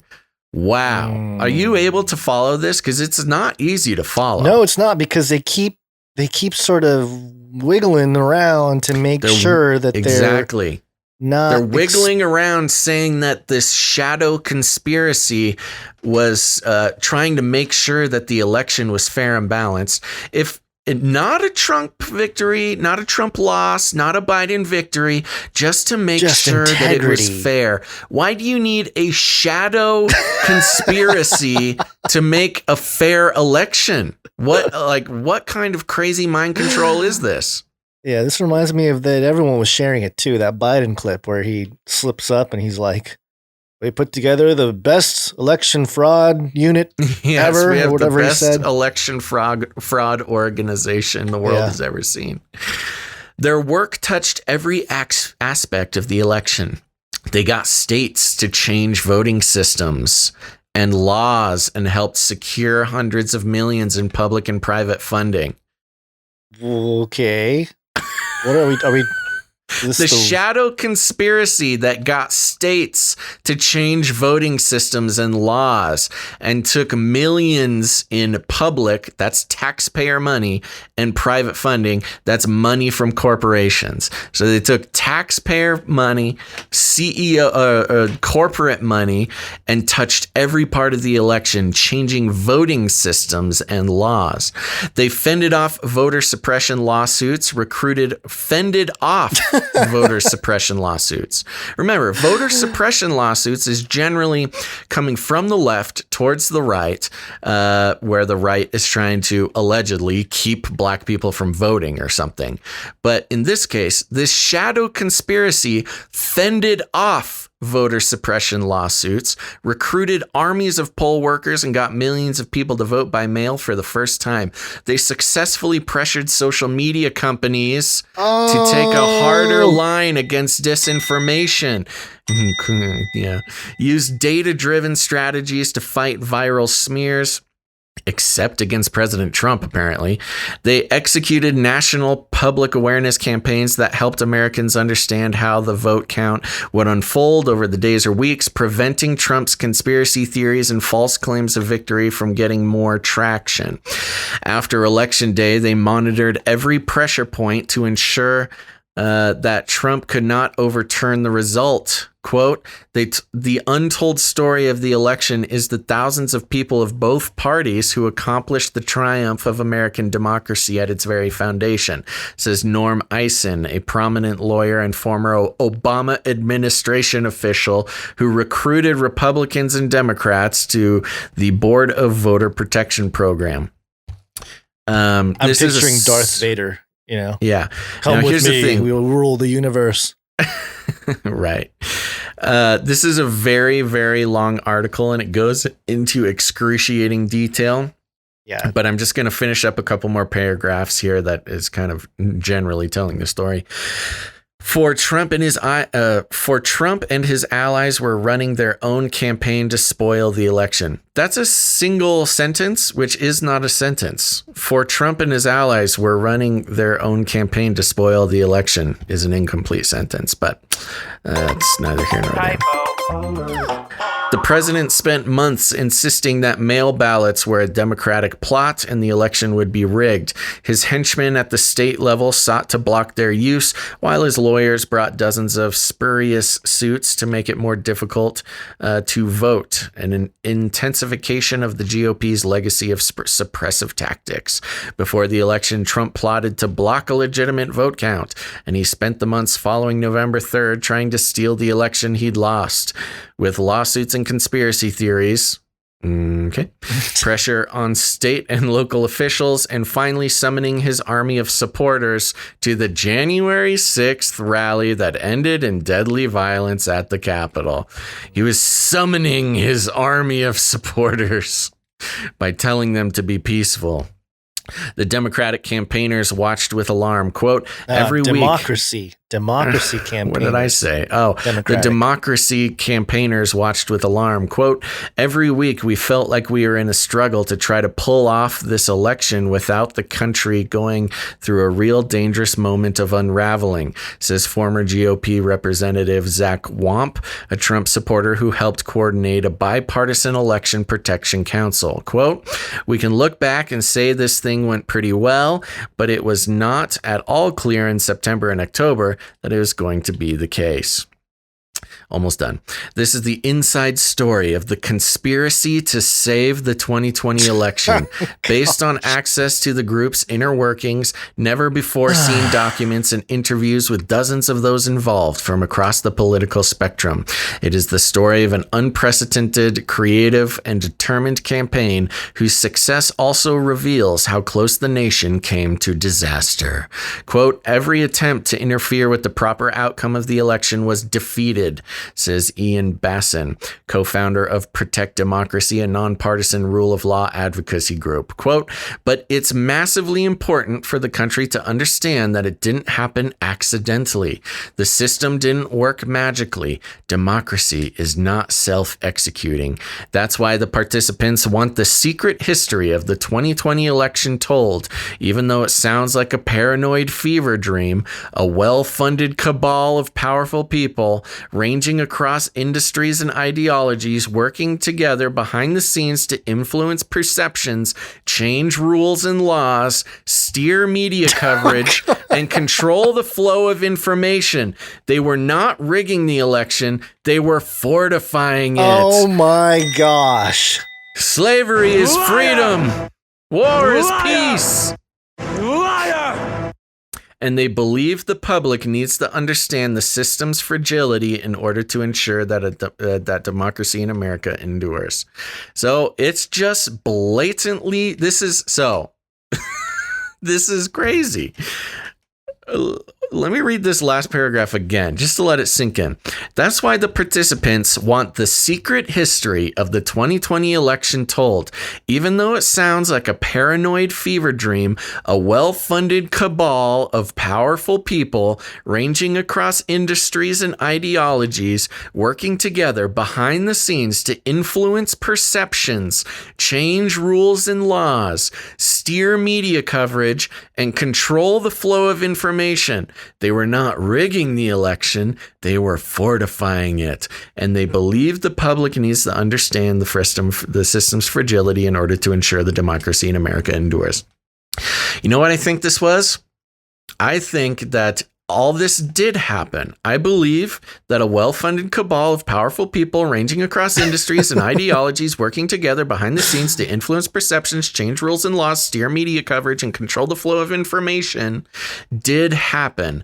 But they needed, I think a lot of people were onto them. And I don't think it was as secret as they would have hoped it to be. So they need to get out ahead of it and reframe it remember, these are the people, the well-funded cabal of powerful people ranging across industries and ideologies working together behind the scenes to influence perceptions, change rules and laws, steer media coverage, and control the flow of information. But we need to know that they had our best interests in mind and that they're actually the good guys. Yeah, this is some crazy mind control. It's no use hiding it anymore. People know about it. It's being uncovered. I believe that this Time article came out because other people are working on putting out the same information, but, maybe having a little bit less of a bias in presenting it. And so Time needed to bring this out very quickly and tell you outright that a well-funded cabal of powerful people ranging across industries and ideologies working together behind the scenes to influence perceptions, change rules and laws, steer media coverage, and control the flow of information. But they're good guys. And so don't be mad about it when you hear about it. It is completely mind-boggling. And this is also another way, because again, we have been pointing out that a well-funded cabal of powerful people, okay, I won't do it anymore, for years. And it's harder with the spread of information, with as many people waking up in 2020 as have been waking up. This information was not going to stay secret, and they needed to get out ahead of it and start the mind control, or shall I say influence perceptions and control the flow of information into making them out to be the good guys. Yeah, this article was put together by a well-funded cabal of powerful people ranging industries and ideologies working together behind the scenes to influence perceptions, right? They're influencing the perception. They're changing the rules and laws so that nobody gets in trouble. They're steering media coverage, Time Magazine, you are media, and they're controlling the flow of information because they're getting out in front of the flow of information that will call them out. So this is perhaps one of the most obvious examples of a 1984 style doublespeak article that I think we have ever seen. It's the sort of, we love pointing these things out. I mean, it's part of one of the main parts of this show is pointing out how information is flip-flopped, where you can hear they can be telling you something pretty horrendous that we should all be very concerned about and take action on, but they put it in a way to make sure that you know that they're the good guys and they're doing it for your best interest. And stop asking questions, citizen. And this is the pinnacle of that type of material. And you can read through the whole thing. It's an extremely long article, so we can't go through it all on the show. But that last paragraph of the opening section there really says it all. And we have officially, with the publication of this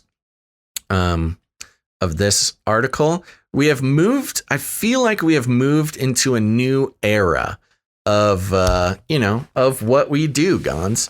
It's no longer about hiding the secret, the shadow conspiracies. They use the word shadow conspiracy and cabal. They have used the words that have been used in a negative context for certainly decades, even before us, but it certainly has been a mainstay of how, the communication that we point out. And it's put in this 1984 Brave New World double speak flip-flopping, where now there's a concerted effort for us to be thankful. Be thankful, citizen, for this well-funded cabal of powerful people ranging across industries and ideologies working together behind the scenes to influence perceptions, change rules and laws, steer media coverage, and control the flow of information. Thank you, secret cabal, for your shadow conspiracy that kept our elections safe.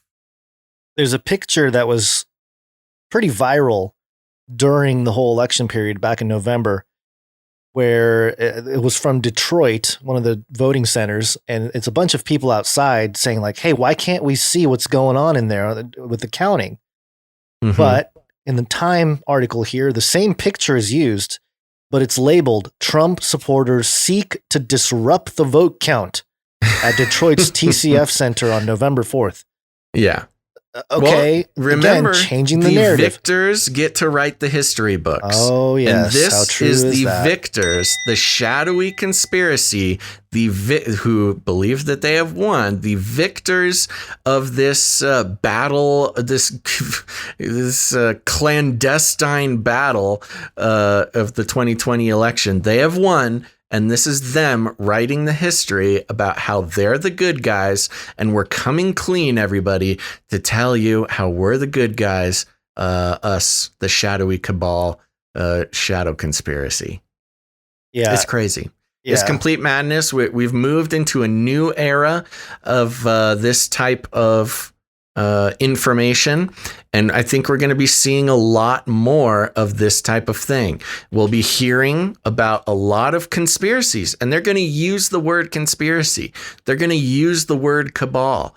They're going to use these words, but it's going to be the message is be thankful for all this shadow conspiracy that has protected you, citizen. Yeah. So it's very much they're trying to produce a Stockholm syndrome situation. It's exactly what it is. Thank you, overlords, for maintaining our democracy while and that's completely and that's why we need to keep this show going. And that's why our producers do keep this show going, because they've realized that they can't stop people from waking up. And so they're going to do this little Aikido move and make it into a good thing. Well, the silver lining with this, though, is that, this type of thing in the past has been a very small number of people that were calling out, all this kind of media stuff. Ramped up a lot in 2016 with Trump coming in. He actually leveraged that movement to get elected. And now there is really like a line in the sand where a lot of people are awake, at least to this stuff. And a lot of people are still kind of going with the mainstream narrative. But it is a, I wouldn't say even battle per se, because they, the folks that run this type of operation have a lot more influence and power and money. But in terms of sheer number of people, I feel like there's a lot more people that aren't going to buy this garbage nonsense from Time I would hope Magazine so. here. I would hope so. I think this is a moving forward thing. I think they realize that the waking up to this stuff is sort of an unstoppable movement. And so it's a matter of derailing it, getting ahead of the, in their words, crazy conspiracy theorists. And it's got some NLP in there too, desensitizing you to the language. Cabal, shadowy conspiracy. Yeah. They love to do that. They love to take over certain words and language, and they have been doing this for a while. I mean, think about the show Lucifer. You don't think they called the show Lucifer just to make sure that, Christians weren't really discussing biblical scriptures and talking about Lucifer or Nephilim? You look up Nephilim, there are some stuff from the Bible that are still up there, but video games and all kinds of stuff have taken that word over. They're the good guys. Yeah. The word supernatural, there's a show called Supernatural, but that's been taken over. So that happens all the time. Even like Tim, he was a guest on our show a couple episodes ago. I'm totally blanking on his name. Tim, last name. Pool. I'm having baby brain. What? Pool? No, not Tim Pool. He's never been on our show. Alberino. Alberino, thank you. Tim Alberino. He had his Gen 6 conference, and all of a sudden there's a cartoon with Gen 6. So they do that all the time. But also, it's interesting, the part you stopped reading, the next section, it's called The Architect. You know who likes to talk about the architect, or at least the great architect?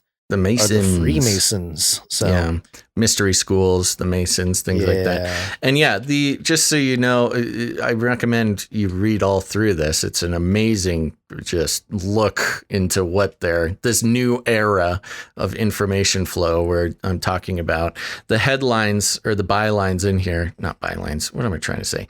The sections are the architect, the alliance, securing the vote, the disinformation defense, spreading the word, people power, strange bedfellows. It's almost like names of like an updated tarot card deck or something. Yeah. Showing up, standing down, as above, so below. Yeah. The 5 steps to victory.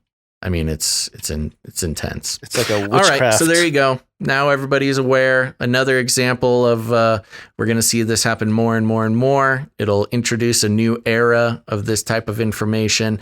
And you, dear Canary Cry listeners and producers, are some of the first people to be aware of it. So stay tuned. And there's more from more POLYTICK here. Poly. It's Latin for many. Tick.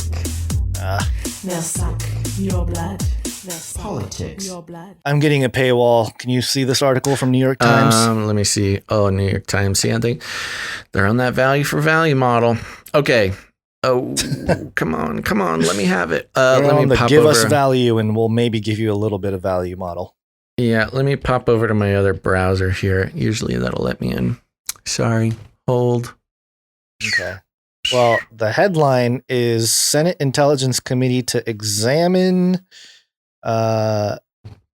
extremism. Hold on. Let me see if I can refresh it. Anti-government extremism. Yeah. Here we go. Senate Intelligence Committee to examine anti-government extremism. The Senate Intelligence Committee will examine the influence of Russia and other foreign powers on anti-government extremist groups like the ones that helped mobilize the deadly attack on the Capitol last month. Ugh. The panel's new chairman said in an interview this week. Notice how they didn't mention the anti-government Antifa protests on Inauguration Day. I think they, well, yeah, not on Inauguration Day, but.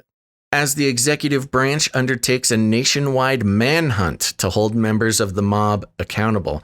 Notice how it's the executive branch is undertaking this nationwide manhunt. That's the president undertakes a nationwide manhunt to hold members of the mob accountable. Senator Mark Warner, Democrat of Virginia, said it would be vitally important for the influential committee to do a, quote, significant dive into anti-government extremism in the United States, the ties those groups have to organizations in Europe, and Russia's amplification of their message.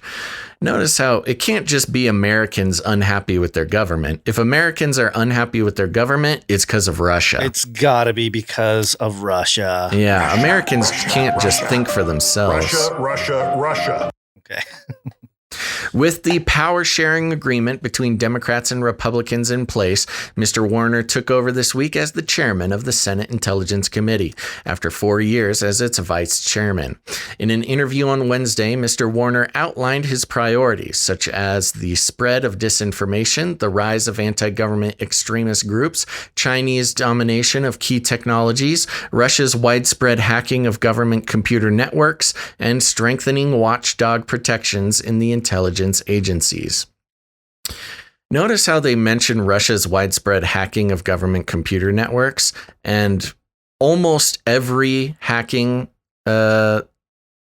incident has been proven to not be Russia, but they just keep repeating it and repeating it. The White House has ordered the office. Oh, what has happened? Oh, no.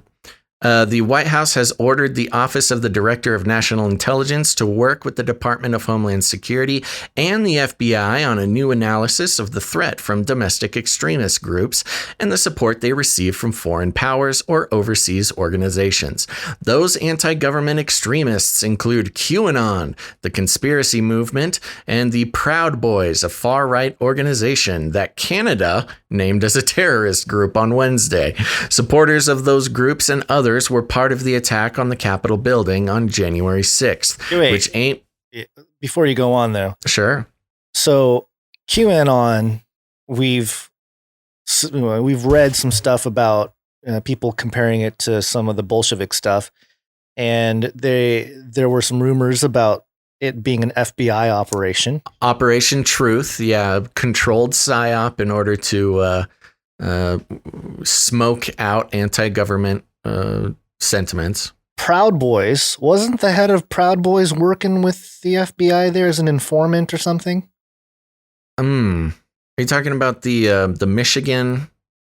No, there was a Proud Boys. Like one of the guys in the Proud Boys or organizer or something was an informant. Yeah, here we go. I don't recall. This is Guardian. Real quick here, I'm just going to throw that in here. Proud Boys leader Enrique Tarrio was an FBI informant. This is theguardian.com. Extremist leader repeatedly worked undercover for investigators after his arrest in 2012. Former prosecutor and court files reveal. Which, I don't know. If he's been in there for that long, trying to stir things up, again, it's one of those problem reaction solution things where it's like, we're gonna create the problem, but we're not gonna really be up front to create the problem. We're gonna totally kind of roll it out there, and then and it's common knowledge that our intelligence agencies support quote unquote anti-government groups overseas, and it would not be surprising to hear that they do it domestically. And what I'm hearing you say is that's exactly what they did. Exactly what they did. Yeah. Supporters of those groups and others were part of the attack on Capitol building January 6th, which aimed to stop the transfer of power to the Biden administration.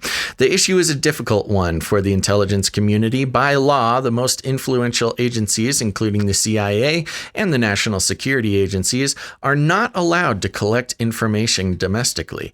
But Avril D. Haines, the director, that never stopped them before, the Director of National Intelligence, has some oversight of the intelligence arms of the FBI and the Department of Homeland Security, which can collect information domestically. Other intelligence agencies look at foreign attempts to influence American groups. While preliminary work by Ms. Haynes' office is underway, administration officials said that analysis was likely to be completed before April. But there appears to be significant interest in moving quickly on the issue in the Senate.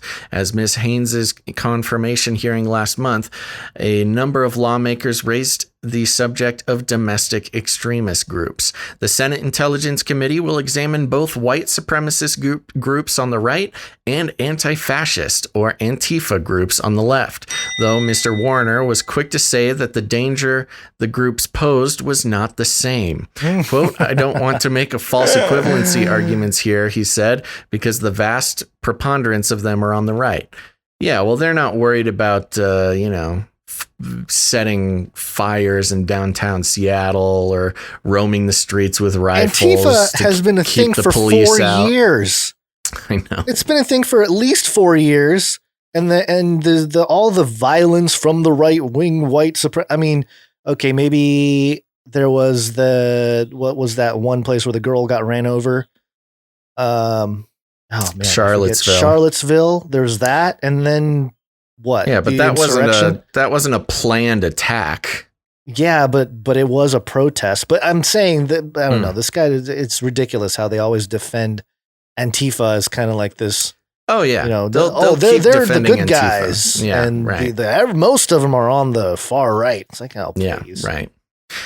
Like the intelligence community, Mr. Warner's panel could face its own jurisdictional challenges as a handful of other House and Senate groups jockey to play a role in studying the aftermath of the Capitol assault, and congressional leaders contemplate setting up an independent commission. For the last 4 years, the committee has done extensive work on disinformation efforts. Mr. Warner said that experience could guide the panel as it looks at how extremist groups spread propaganda and how foreign powers amplify it.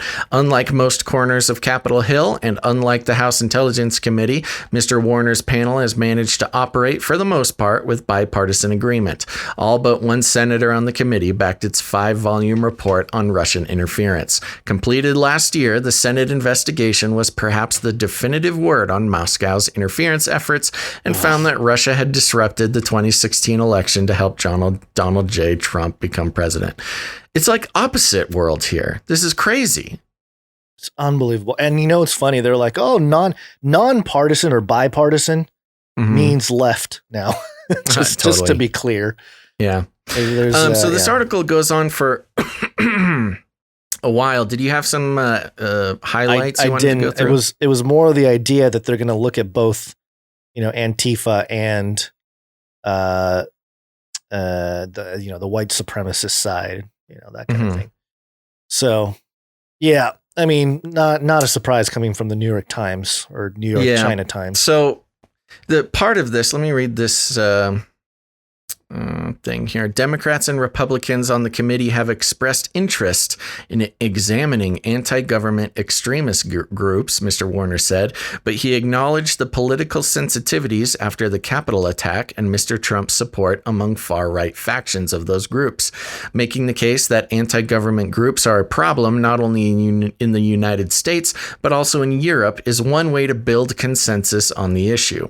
How does that build consensus? And again, perhaps it could be argued from an idealistic standpoint that the most anti-government organizations are the exact council and the intelligence committee that are trying to weed out who are the anti-government people.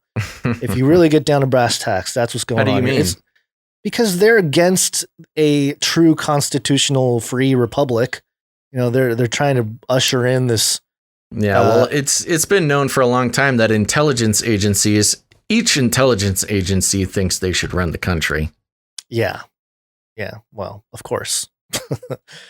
So it's like the last article where they're trying to come off as the good guys when they themselves are the ones that have been very much involved in creating this type of division and chaos, feeding it in many ways. I wouldn't be surprised if they start doing something similar. I mean, this is kind of a lighter version of that last article where it's like, all that stuff that you kept repeating over and over again. This is a similar thing. I think it's, a cabal of people behind the scenes making it seem like, oh, we're here to save everybody. We're here to call out the disruptors of our nation, when really they are the ones that have been disrupting any kind of true constitutional republic. Interestingly enough, they end the article talking about how that same committee is going to be looking at Chinese technological investments, building on the work members of Congress have done on Beijing's dominance of 5G, the next generation of mobile phone networks, Mr. Warner said. He said the United States needed to carefully assess its technology compared with China's on artificial intelligence, facial recognition, and quantum computing. Having a government role in bringing some manufacturing back to the United States from China was an area of bipartisan agreement, Mr. Warner said, mentioning Senator Tom Cotton, Republican of Arkansas, and a member of the Intelligence Committee. Quote, "There is a coalition of the willing to take on the challenge of China," Mr. Warner said. China has taken the best lessons of British imperialism and American imperialism, and we find them in a kind of authoritarian capitalism model. So at the very end here, they say, oh yeah, we're going to get our anti-government groups, and it's all because of Russia. But also, yeah, China is way ahead of us, and we need to do something about this. Which means they're not going to do anything about it. Or they're going to copy China to try to recreate the Chinese model. Yeah. Oh, yeah. We got to catch up to China. They're so further ahead on the New World Order, technocratic surveillance state. We must catch up. Yeah. Well, all right. You want to tell us about Flynn? Yeah. So this clip was making the rounds here. This is going to disappoint a lot of the QAnon folks who thought General Flynn was QAnon. I'm just going to ask you some questions, and I want you to just tell me if it's nonsense or if there was anything to it at all. Number one, did President Trump ever sign into action the Insurrection Act? No. Nonsense. Is the United States military running the country or just is that nonsense as well? More nonsense. Good to hear. More nonsense. There's no plan. There's so many people out there. Is the plan happening?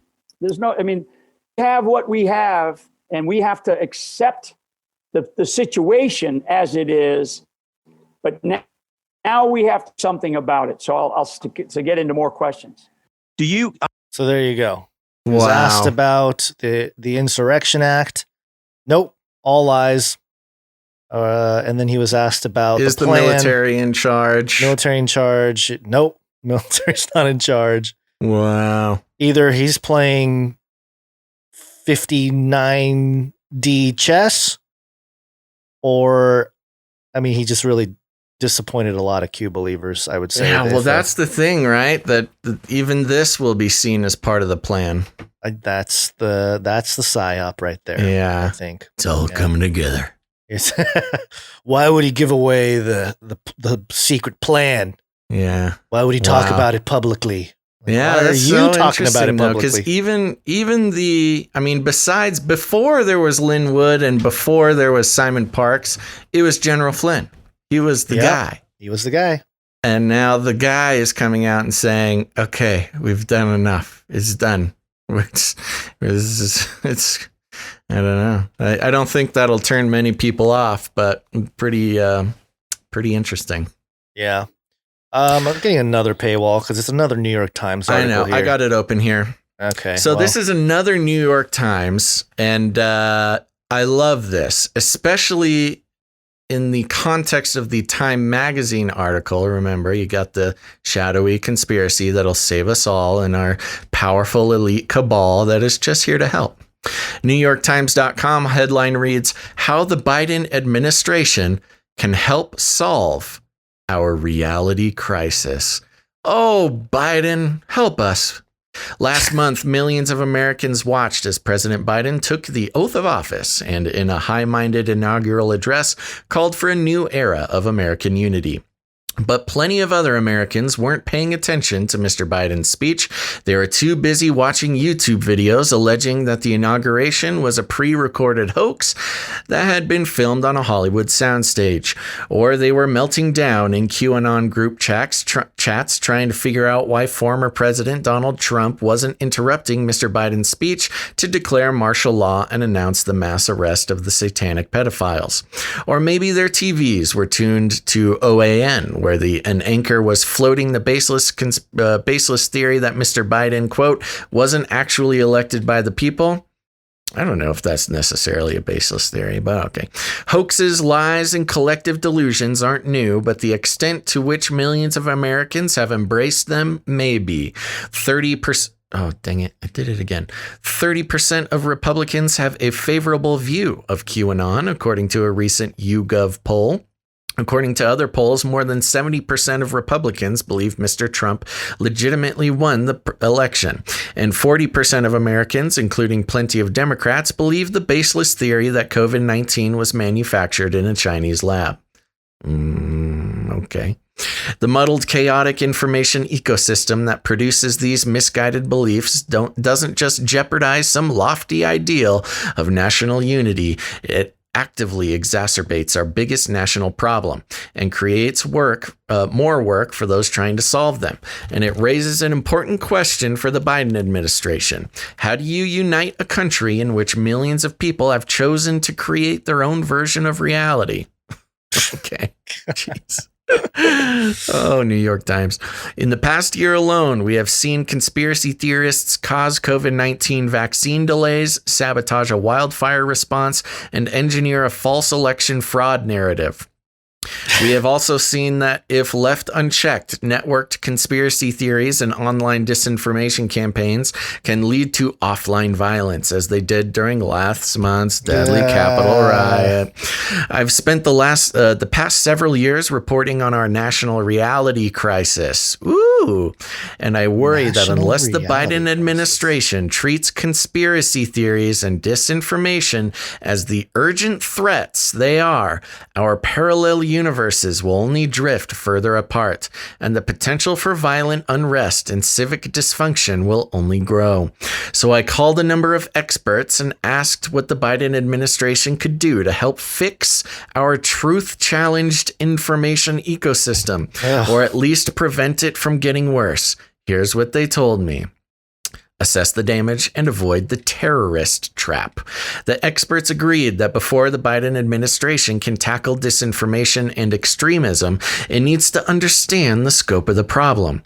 Quote, it's really important that we have a holistic understanding of what the spectrum of violent extremism looks like in the United States, and then allocate resources accordingly, said William Braniff, a counterterrorism expert and professional at the University of Maryland. Joan Donovan, the research director at Harvard University's Shorenstein Center on Media, Politics, and Public Policy, suggested that the Biden administration could set up a truth commission, similar to the 9/11 Commission, to investigate the planning and execution of the Capitol siege on January 6th. This effort, she said, would ideally be led by people with deep knowledge of the many networked factions that coordinated and carried out the riot, including white supremacist groups and far-right militias. Quote, there must be accountability for these actions, Dr. Donovan said. Quote, my fear is that we'll get distracted as a society and focus too much on giving voice to the fringe groups that came out in droves for Trump. These experts were heartened that the Biden administration had already announced a comprehensive threat assessment of domestic extremism, excuse me, after the Capitol riots, but they cautioned that categorizing these extremists as domestic terrorists, while understandable given the damage they've caused, could backfire. They noted that counterterrorism efforts had historically been used to justify expanding state power in ways that end up harming religious and ethnic minorities, and that today's domestic extremism crisis didn't map neatly onto older, more conventional types of terrorist threats. So there you go, admitting that using the T word, terrorism, takes away freedoms, expanding state power in ways that harm religious and ethnic minorities. Instead, they suggested using a new and narrower labels that could help distinguish between different types of movements and different levels of influence within those movements. A paranoid retiree who spends all day reading QAnon forums isn't the same as an armed militia leader, and we should delineate from one another. Well, on that we can agree. Several experts I spoke with recommended that the Biden administration put together a cross-agency task force to tackle disinformation and domestic extremism, which would be led by something like a reality czar. It sounds a little dystopian, I'll grant, but let's hear them out. They're so self-aware about how crazy they sound. And again, this reality czar that they are suggesting, they admit it sounds a little dystopian, but listen to me and I'll tell you why a reality czar is a good thing, citizen. Right now, these experts said the federal government's responses to disinformation and domestic extremism is haphazard and spread across multiple agencies, and there's lots of unnecessary overlap. Renee DiResta, a disinformation researcher at Stanford's Internet Observatory, gave the example of two seemingly unrelated problems: misinformation about COVID-19 and misinformation about election fraud. Yada, yada, yada. They say how they're connected. Tell me more about this reality czar. This task force could also meet regularly with tech platforms and push for structural changes. Okay, so there we go. We got the tech platforms. You got to get the technocracy activated. And push for structural changes that could help those companies tackle their own extremism and misinformation problems. For example, it could formulate safe harbor exemptions that would allow platforms to share data about QAnon and other conspiracy communities with researchers and government agencies without running afoul of privacy laws. So this safe harbor that they're talking about is not a safe harbor for people, for citizens. It's a safe harbor where Facebook and other social media can snitch on QAnon and other conspiracy communities with researchers and government agencies without running afoul of privacy laws. And it could become the tip of the spear for federal government's response. Oh, like COINTELPRO? Oh, kind of like that? Yeah. Response to the reality crisis. So it continues to go on like that. And then it goes into auditing the algorithms to make it so conspiracy stuff can't spread as easily. There's this one last little thing. Enact a social stimulus and fix people's problems. The experts I spoke with warned that tech platforms alone couldn't bring back the millions of already radicalized Americans, nor is teaching media literacy a silver bullet to prevent dangerous ideas from taking hold. Dangerous ideas. After all, many people are drawn to extremist groups like the Proud Boys and conspiracy theories like QAnon, not because they're convinced by the facts, but because the beliefs give them a sense of community or purpose or fills a void in their life. Quote, clearly there's a public safety issue, but there's also very much a public health issue, said Mika Clark, a program director at Moonshot CVE, a counter-extremism firm in London. One effective countermeasure, Mr. Clark suggested, could be a kind of social stimulus, a series of federal programs to encourage people to get off their screens and into the community, into community-based activities that could keep them engaged and occupied. Encouraging offline gatherings. Hey, you can't do that. Admittedly, be easier after the pandemic, but there are interventions that seem to work on a smaller scale too, like a series of de-escalation ads that Moonshot CVE ran on Google and Twitter, targeting high-risk potential violent extremists with empathetic messages about mental health and mindfulness. Most of the experts agreed that the most effective thing the Biden administration could do to fix our national reality crisis and possibly even de-radicalize some of those who have been lured into extremist groups and conspiracy theory movements would be to address the underlying problems that drove them there in the first place. Then yada, yada, yada. It goes into how people who believe conspiracy theories are just sad people and need to be engaged in more productive activities, like, I don't know, becoming a Democrat or something.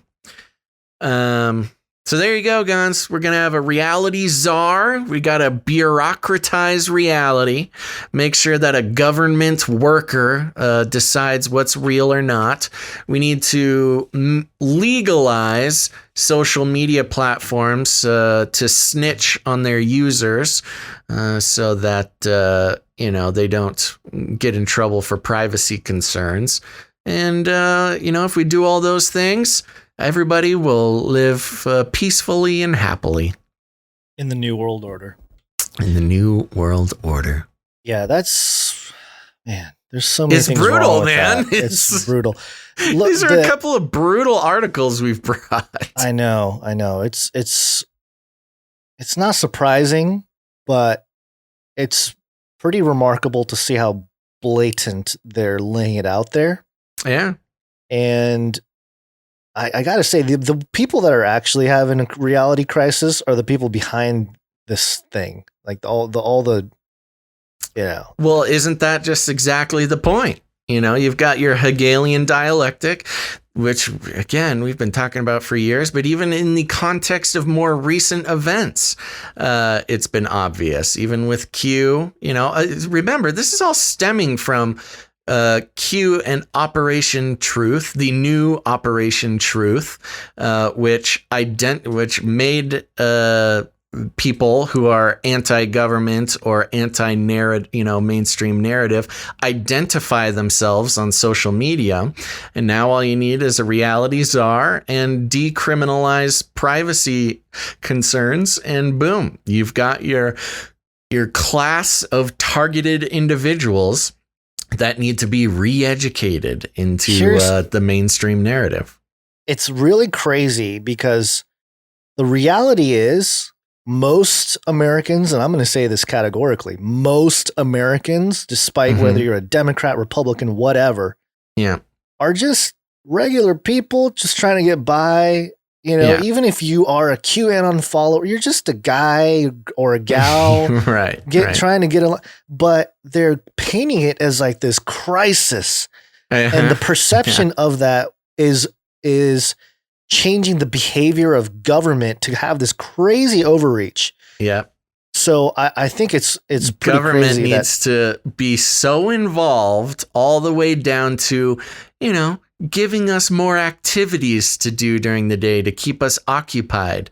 So we're not sitting on our computers all day. We need the government to give us activities, like maybe a coloring book, or we can make a dream catcher, just something to keep us busy during the day so we don't go on internet forums. Well, and plus to justify all the tax money we're paying to the governments. But this CNN article came out yesterday. It's less than 10% of Americans like QAnon. And I'm not going to go into the article. It was a poll by CNN, so take that for what it's worth. But they did cite a Pew Research Center panel that looked into it. And they found that a mere 9% said they had heard of QAnon and thought it was a good thing for the country. 35% said that they had heard of it, but said it was a bad thing. The rest weren't sure what it was or refused to answer. So, I mean, more than half. The refused to answer sounds like the smart group. Yeah, either that or weren't sure, meaning over half the people of the country don't care. Right. And if you go down even further, the article states QAnon, however bad, is clearly not as widely believed. And then put another way, where is this? Where are you seeing this? CNN. Wow. Yeah. The ones who are pushing the narrative that QAnon is our, new secret president and controlling the minds of half the population. Suddenly they're coming out and saying that, I guess it's not that big a deal. Yeah. And then it says, put another way, there are about the same number of people or even fewer who like QAnon as there are people who believe America didn't put man on the moon. So, putting that into perspective. So even CNN admits that it's not this widespread thing that is threatening our very democracy, but that is exactly how it's being painted. And, in many regards, this is worse than 9/11 because this is like something that doesn't really exist, that hasn't really caused that much damage, being used to strip away our privacy, strip away our rights. In many ways, this is way worse. Because 9/11 there was a perceived threat. I mean, we're going to get similar Patriot Act stuff. I mean, and the combination is the crazy thing, because we're getting it from two sides now. We're getting it from the medical technocracy side. For COVID, we're going to get all sorts of loss of freedoms and crackdown and lockdown, etc. from COVID, and now we're also going to get it from the domestic terrorist side, which is going to be more of the Patriot Act, yada, yada, yada stuff. Yeah, this is, you better hold on to your Bibles, folks. It's not going to get any better. All right. Well, should we talk about how we're getting watched a little bit here? We're getting kind of late here. You might have to very go late. Yeah. So let's just run through this real quick. I know you went on 3 articles there. Yeah. Sorry. I mean, those are just the big ones. Those are world shaping pieces of information. Yeah. Did you ever have a feeling that you were being watched? What was that? Don't want our people to get out of the show without laying down that foundation, because it will be a foundation for a lot of stuff we talk about in the near future. Yes. This is abcnews.com. FBI slayings show risk surveillance cameras posed to police. Oh, good. Yeah, it's backfiring a little bit. This is Fort Lauderdale, Florida. The child pornography suspect who gunned down 2 South Florida FBI agents this week somehow knew exactly when they were approaching his apartment. Authorities are investigating whether he may have used his doorbell's security camera to time his ambush, firing a high-powered rifle through the door as their team neared to search his home and computer. Oh, interesting. That's a danger police nationwide are facing, as outdoor surveillance cameras now protect about half of U.S. homes from criminals. The criminals are using them to get a jump on officers about to raid theirs. Oh, geez. Some doorbell cameras even have motion sensors that alert owners when anyone comes within 100 feet. The cameras, combined with the military-style weaponry many criminals possess, leave law enforcement officers particularly vulnerable. In such situations, the house's doors and walls offer no protection, noted Ed Davis, Boston Police Commissioner from 2006 to 2013. Quote, you take a military assault rifle and you add to that a surveillance system that allows the suspect to identify where officers are as they approach the house. You are a sitting duck. And yeah, I'll just, you get the idea here. But Hugh in the YouTube chat, the cops are here, is Alexa talking to them. Oh, yeah. And what did they expect? Like, part of me is like, of course, like they didn't see this coming. Yeah. The one thing that I don't really agree with here is, if a criminal was going to set up a camera outside their house, they didn't need Ring doorbell or anything. No, they didn't need Ring. You didn't need any of that stuff. So sure. But with like all those Hollywood movies show the bad guy with all that surveillance right. protecting their little cave there. Mm-hmm. So I just don't understand why, like, what's the real purpose here? What's the real agenda here? Yeah. I mean, it's unfortunate that a couple of FBI agents got taken out. But I feel like it's almost like this is moving towards even less privacy in your own home, because even the bad, you might be a bad guy. You might take advantage of these surveillance tools. So I don't know. It just seems like they're creating more, standards the whole standard of technology, being used by anybody and can be used for good or can be used for bad. Well, yes, but I think they're going to start justifying more compliance to government to access any kind of surveillance technology. Oh, totally. Yeah, it'll open up the access to Department of Homeland Security or FBI to be able to access your camera at any time, which more or less they already do, but it's not as easy as they would like it to be. It'll be more voluntary. And now, Dystopia Prime. This is news.trust.org, which is Reuters. Amazon AI van cameras spark surveillance concerns. And it says here, Berlin, Amazon.com Inc.'s announcement this week that it would be rolling out AI-powered cameras in its branded delivery vans for safety has drawn criticism from privacy advocates and workers concerned with being subjected to surveillance on the job. The world's largest e-commerce firm said the cameras, which are developed by transportation technology company Netradine, would improve safety of both drivers and the communities in which they deliver, but employees like Henry Search, a 22-year-old delivery driver in Washington state, said they saw cameras capturing their work days as an invasion of privacy. Quote, we're out here working all day, trying our best already, Search told the Thomson Reuters Foundation on a phone interview. Quote, the cameras are just another way to control us. Privacy advocates warned that equipment equipping Amazon's fleet of about 30,000 delivery vehicles with AI cameras could set a dangerous precedent for privacy. Quote, this appears to be the largest expansion of corporate surveillance in human history, said Evan Greer, deputy director of tech nonprofit Fight for the Future. Quote, if this becomes the norm, we are talking about the extinction of human privacy. Ooh. Amazon has come under scrutiny in the past for accidents involving delivery drivers. A company spokeswoman said in emailed comments that, quote, this technology will provide drivers real-time alerts to help them stay safe when they're on the road. It's always about safety. It's interesting. It's always, hey, we're doing it for your safety. I am here to rescue you. Please do not resist. Yeah. And it goes on here. Kind of a longer episode here. Oh, Dystopia Prime. Surveillance experts say that the privacy implications of Amazon's camera network for delivery vans extend far beyond drivers. Andrew Ferguson, a professor of law at DC's American University, said Amazon's private surveillance networks would further entrench the snooping powers of government.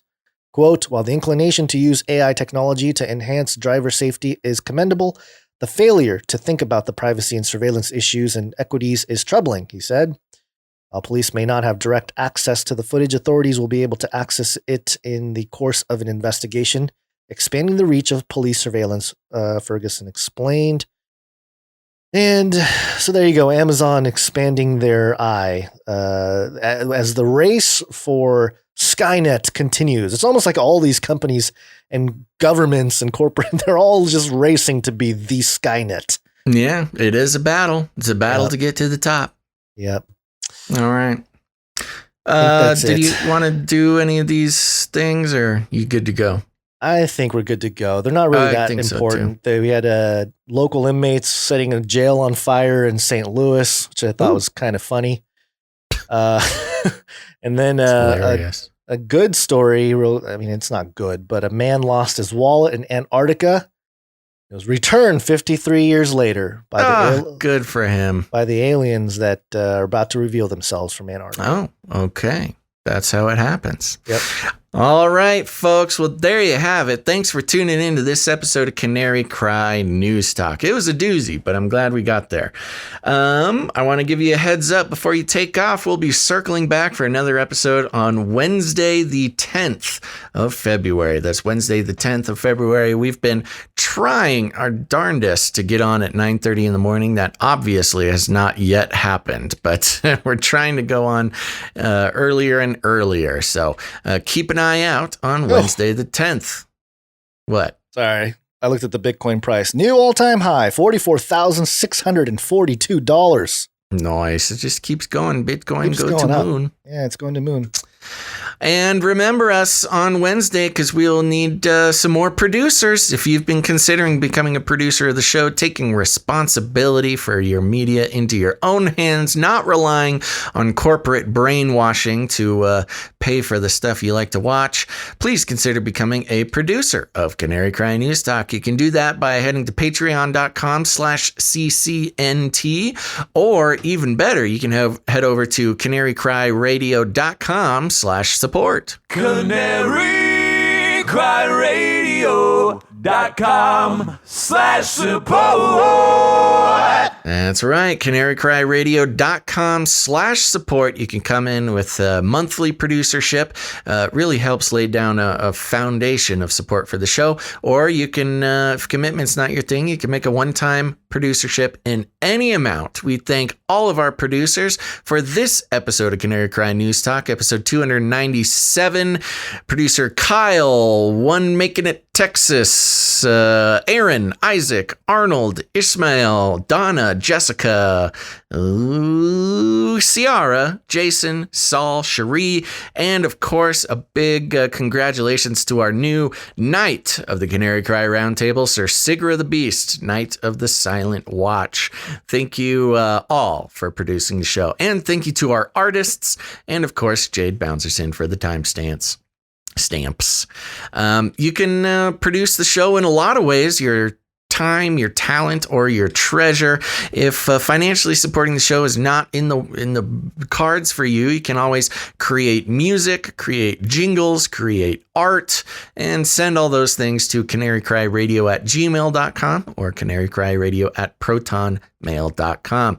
We'll make it onto the show. Remember to stick around for the Canary Cry mixtape at the end of the show here. It's just a bunch of great music that producers have created specifically for us and is enjoyed by all. Now, remember, you can also support the show by doing plenty of things. One of them is sharing it on your social media. It goes a long way to help get the word out. And of course, we're having our February Canary Cry drawing, our Canary Cry giveaway for 1 troy ounce of silver. Thanks to producer Aaron Moffat for making that available to us. Make sure to check out Aaron Moffat on YouTube, talking about scripture and silver and all sorts of fun stuff. So you can join the Canary Cry giveaway by posting a post on your social media, share a link to an episode, say something good about it, and use hashtag Canary Cry News Talk to enter that drawing for 1 troy ounce of silver. Very cool. You can also leave ratings and reviews. That's very helpful, especially if you do it on Apple Podcasts. For those who are not following or subscribed to the podcast version of the show, I'm telling you, you think you're safe. You think your show is safe, but at any moment, as we've seen across the industry, YouTube channels can disappear, and you don't want to never catch a show again just because you can't get us on YouTube. So make sure to subscribe to the podcast. You can do that on any podcast player you want. Just search for Canary Cry News Talk. And leave a rating and a review. It goes a long way to help the algorithms convince people that they should listen to the show. Speaking of which, if you haven't done it yet, hit the like button right now. Hit it. Hit that like button, press subscribe, and make sure to turn on notifications so you never miss a show. Again, it's all about, using those algorithms. We're already slaves to the algorithms. We might as well use it for our own benefit. So thank you very much. There we go. You can also help out the show and the people you love by sharing the show with them. You got friends and family who are starting to wake up to the world and to the fact that the world is not what it seems. And you can help them out by sharing a show with them. Just send an episode. Send this episode. Send whatever episode you want and let them know that we will be happy to join their journey down the narrow road of truth. And if you need any instructions, here's what you do. We're going to rattle some cages. So you walk right up to them, you grab them by the cage, and then you shake it. The end of the world occurred pretty much as we had predicted. I want to shake things up, stir up some controversy, rattle a few cages. Hey, stop that! You'll never silence me. I'm the last angry man, a crusader for the little guy. Leave the bird alone. Never. Rattle a few cages. Rattle a few cages. The human race will have every opportunity to improve. And if they don't? Ask Noah. That's right, just ask Noah. All right, Guns, any last words? Thank you guys for being here. Thank you for watching. Thank you for dealing with the baby situation there. That was so exciting.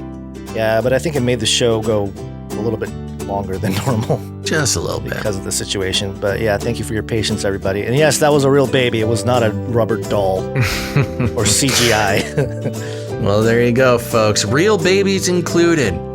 Okay, go out there, rattle some cages. We'll be circling back on Wednesday, February 10th, sometime in the morning, 9:30 or 10. Be there or be square. All right, everybody, thanks for listening to this episode of Canary Cry News Talk. Make sure to tune in next time, but until then, think outside the cage.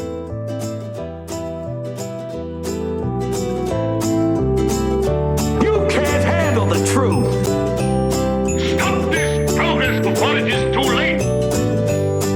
He's a Satanist. Demonic power. It will kill.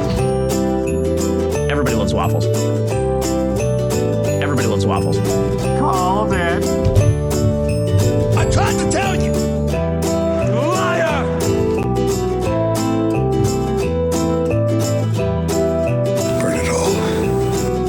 are scum. Remember, reality is an illusion. The universe is a hologram. Buy gold. Buy! I want to shake things up, shake things up. I want to shake things up, shake things up. Leave the bird alone. I want to stir up some controversy. I want to rattle a few cages. I want to rattle a few cages. I'm the last angry man. You'll never silence me. I'm the last angry man. I'm the last angry man. You'll never silence me. I'm the last angry man. A crusader for the little guy. Little guy. Little guy. Well, we'll see about that. Whatever, Illuminati.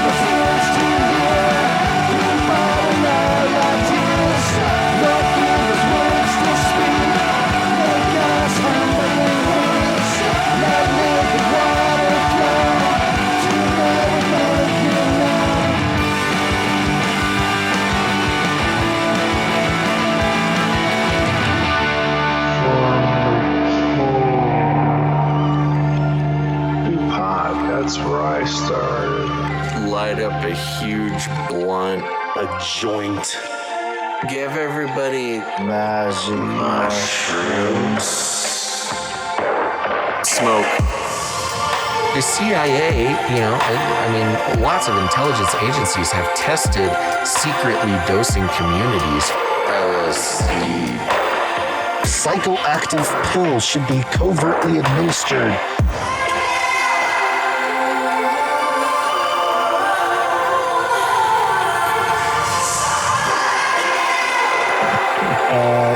Just put me on some, I don't know. What are you, shot in the butt? Fluoride, oxytocin, get a chemical hug. I did dabble, some of that robot crack. I know what it's like. It's a lethal recipe for disaster. You need help. If you're a pharmacist, you need to repent. All right, weird. Poly. It's Latin for many. Tick. Tick. Tick. Now suck your blood. Polytick. Polytick. Polytick. Many that suckers. Politician. Politicians for politics. Don't let them dream all the way.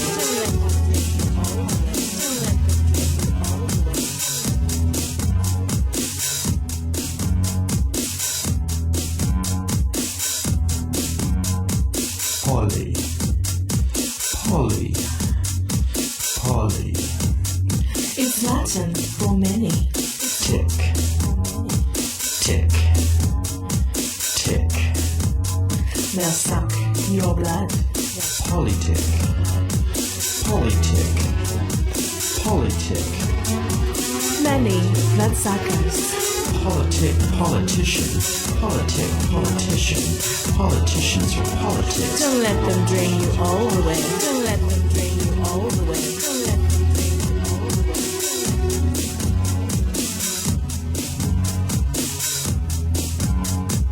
Left wing, right wing, left wing, right wing, left wing, right wing, left wing, right wing, left wing, right wing, left wing, right wing. Two wings, same bird. Two wings, same bird.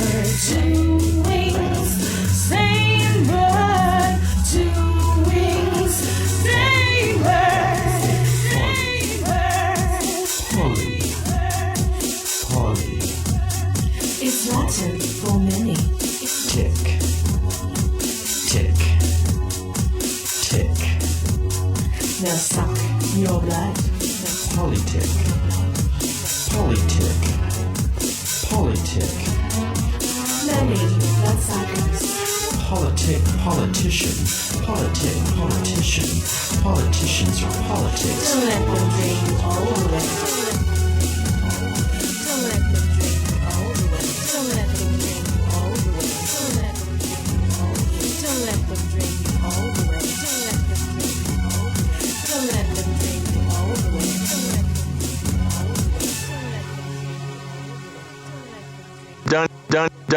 Don't even get me started on bidets, man. Bidets, man. Bidets, man. I'm telling you, you were living the life, man. Bidets, man. Robot girls on one, all together it's an image. Robot girls on one, all together it's an image. Robot girls on one, all together it's an image. Robot girls on one, all together it's an image. It might seem scary, so frightening. Get ready for it.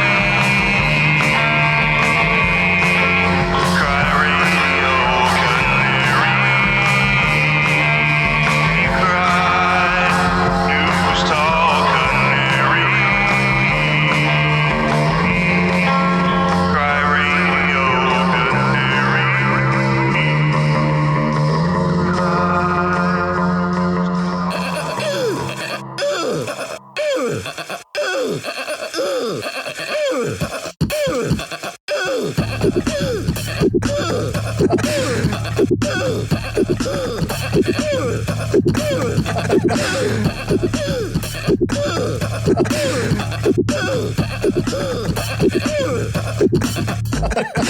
fact, I believe it was another fun fact.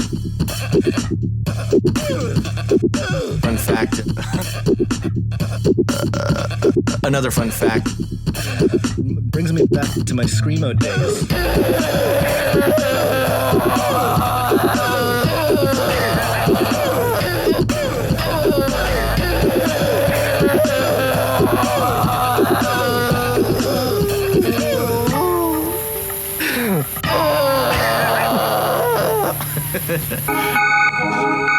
In the future, humans will be confined in a people's zoo. I'll keep you safe and warm in my people's zoo. I'll keep you safe and warm now in my people's zoo. You, yeah, you in my people's zoo. I'll keep the cameras on.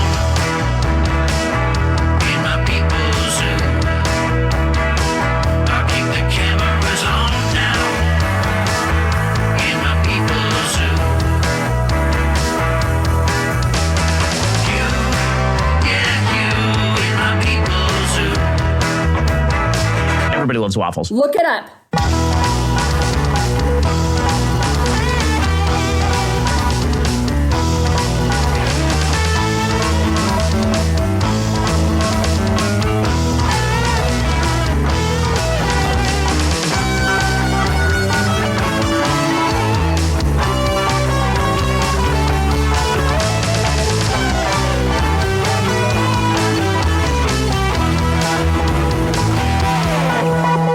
Make you fat and sassy in my people's zoo.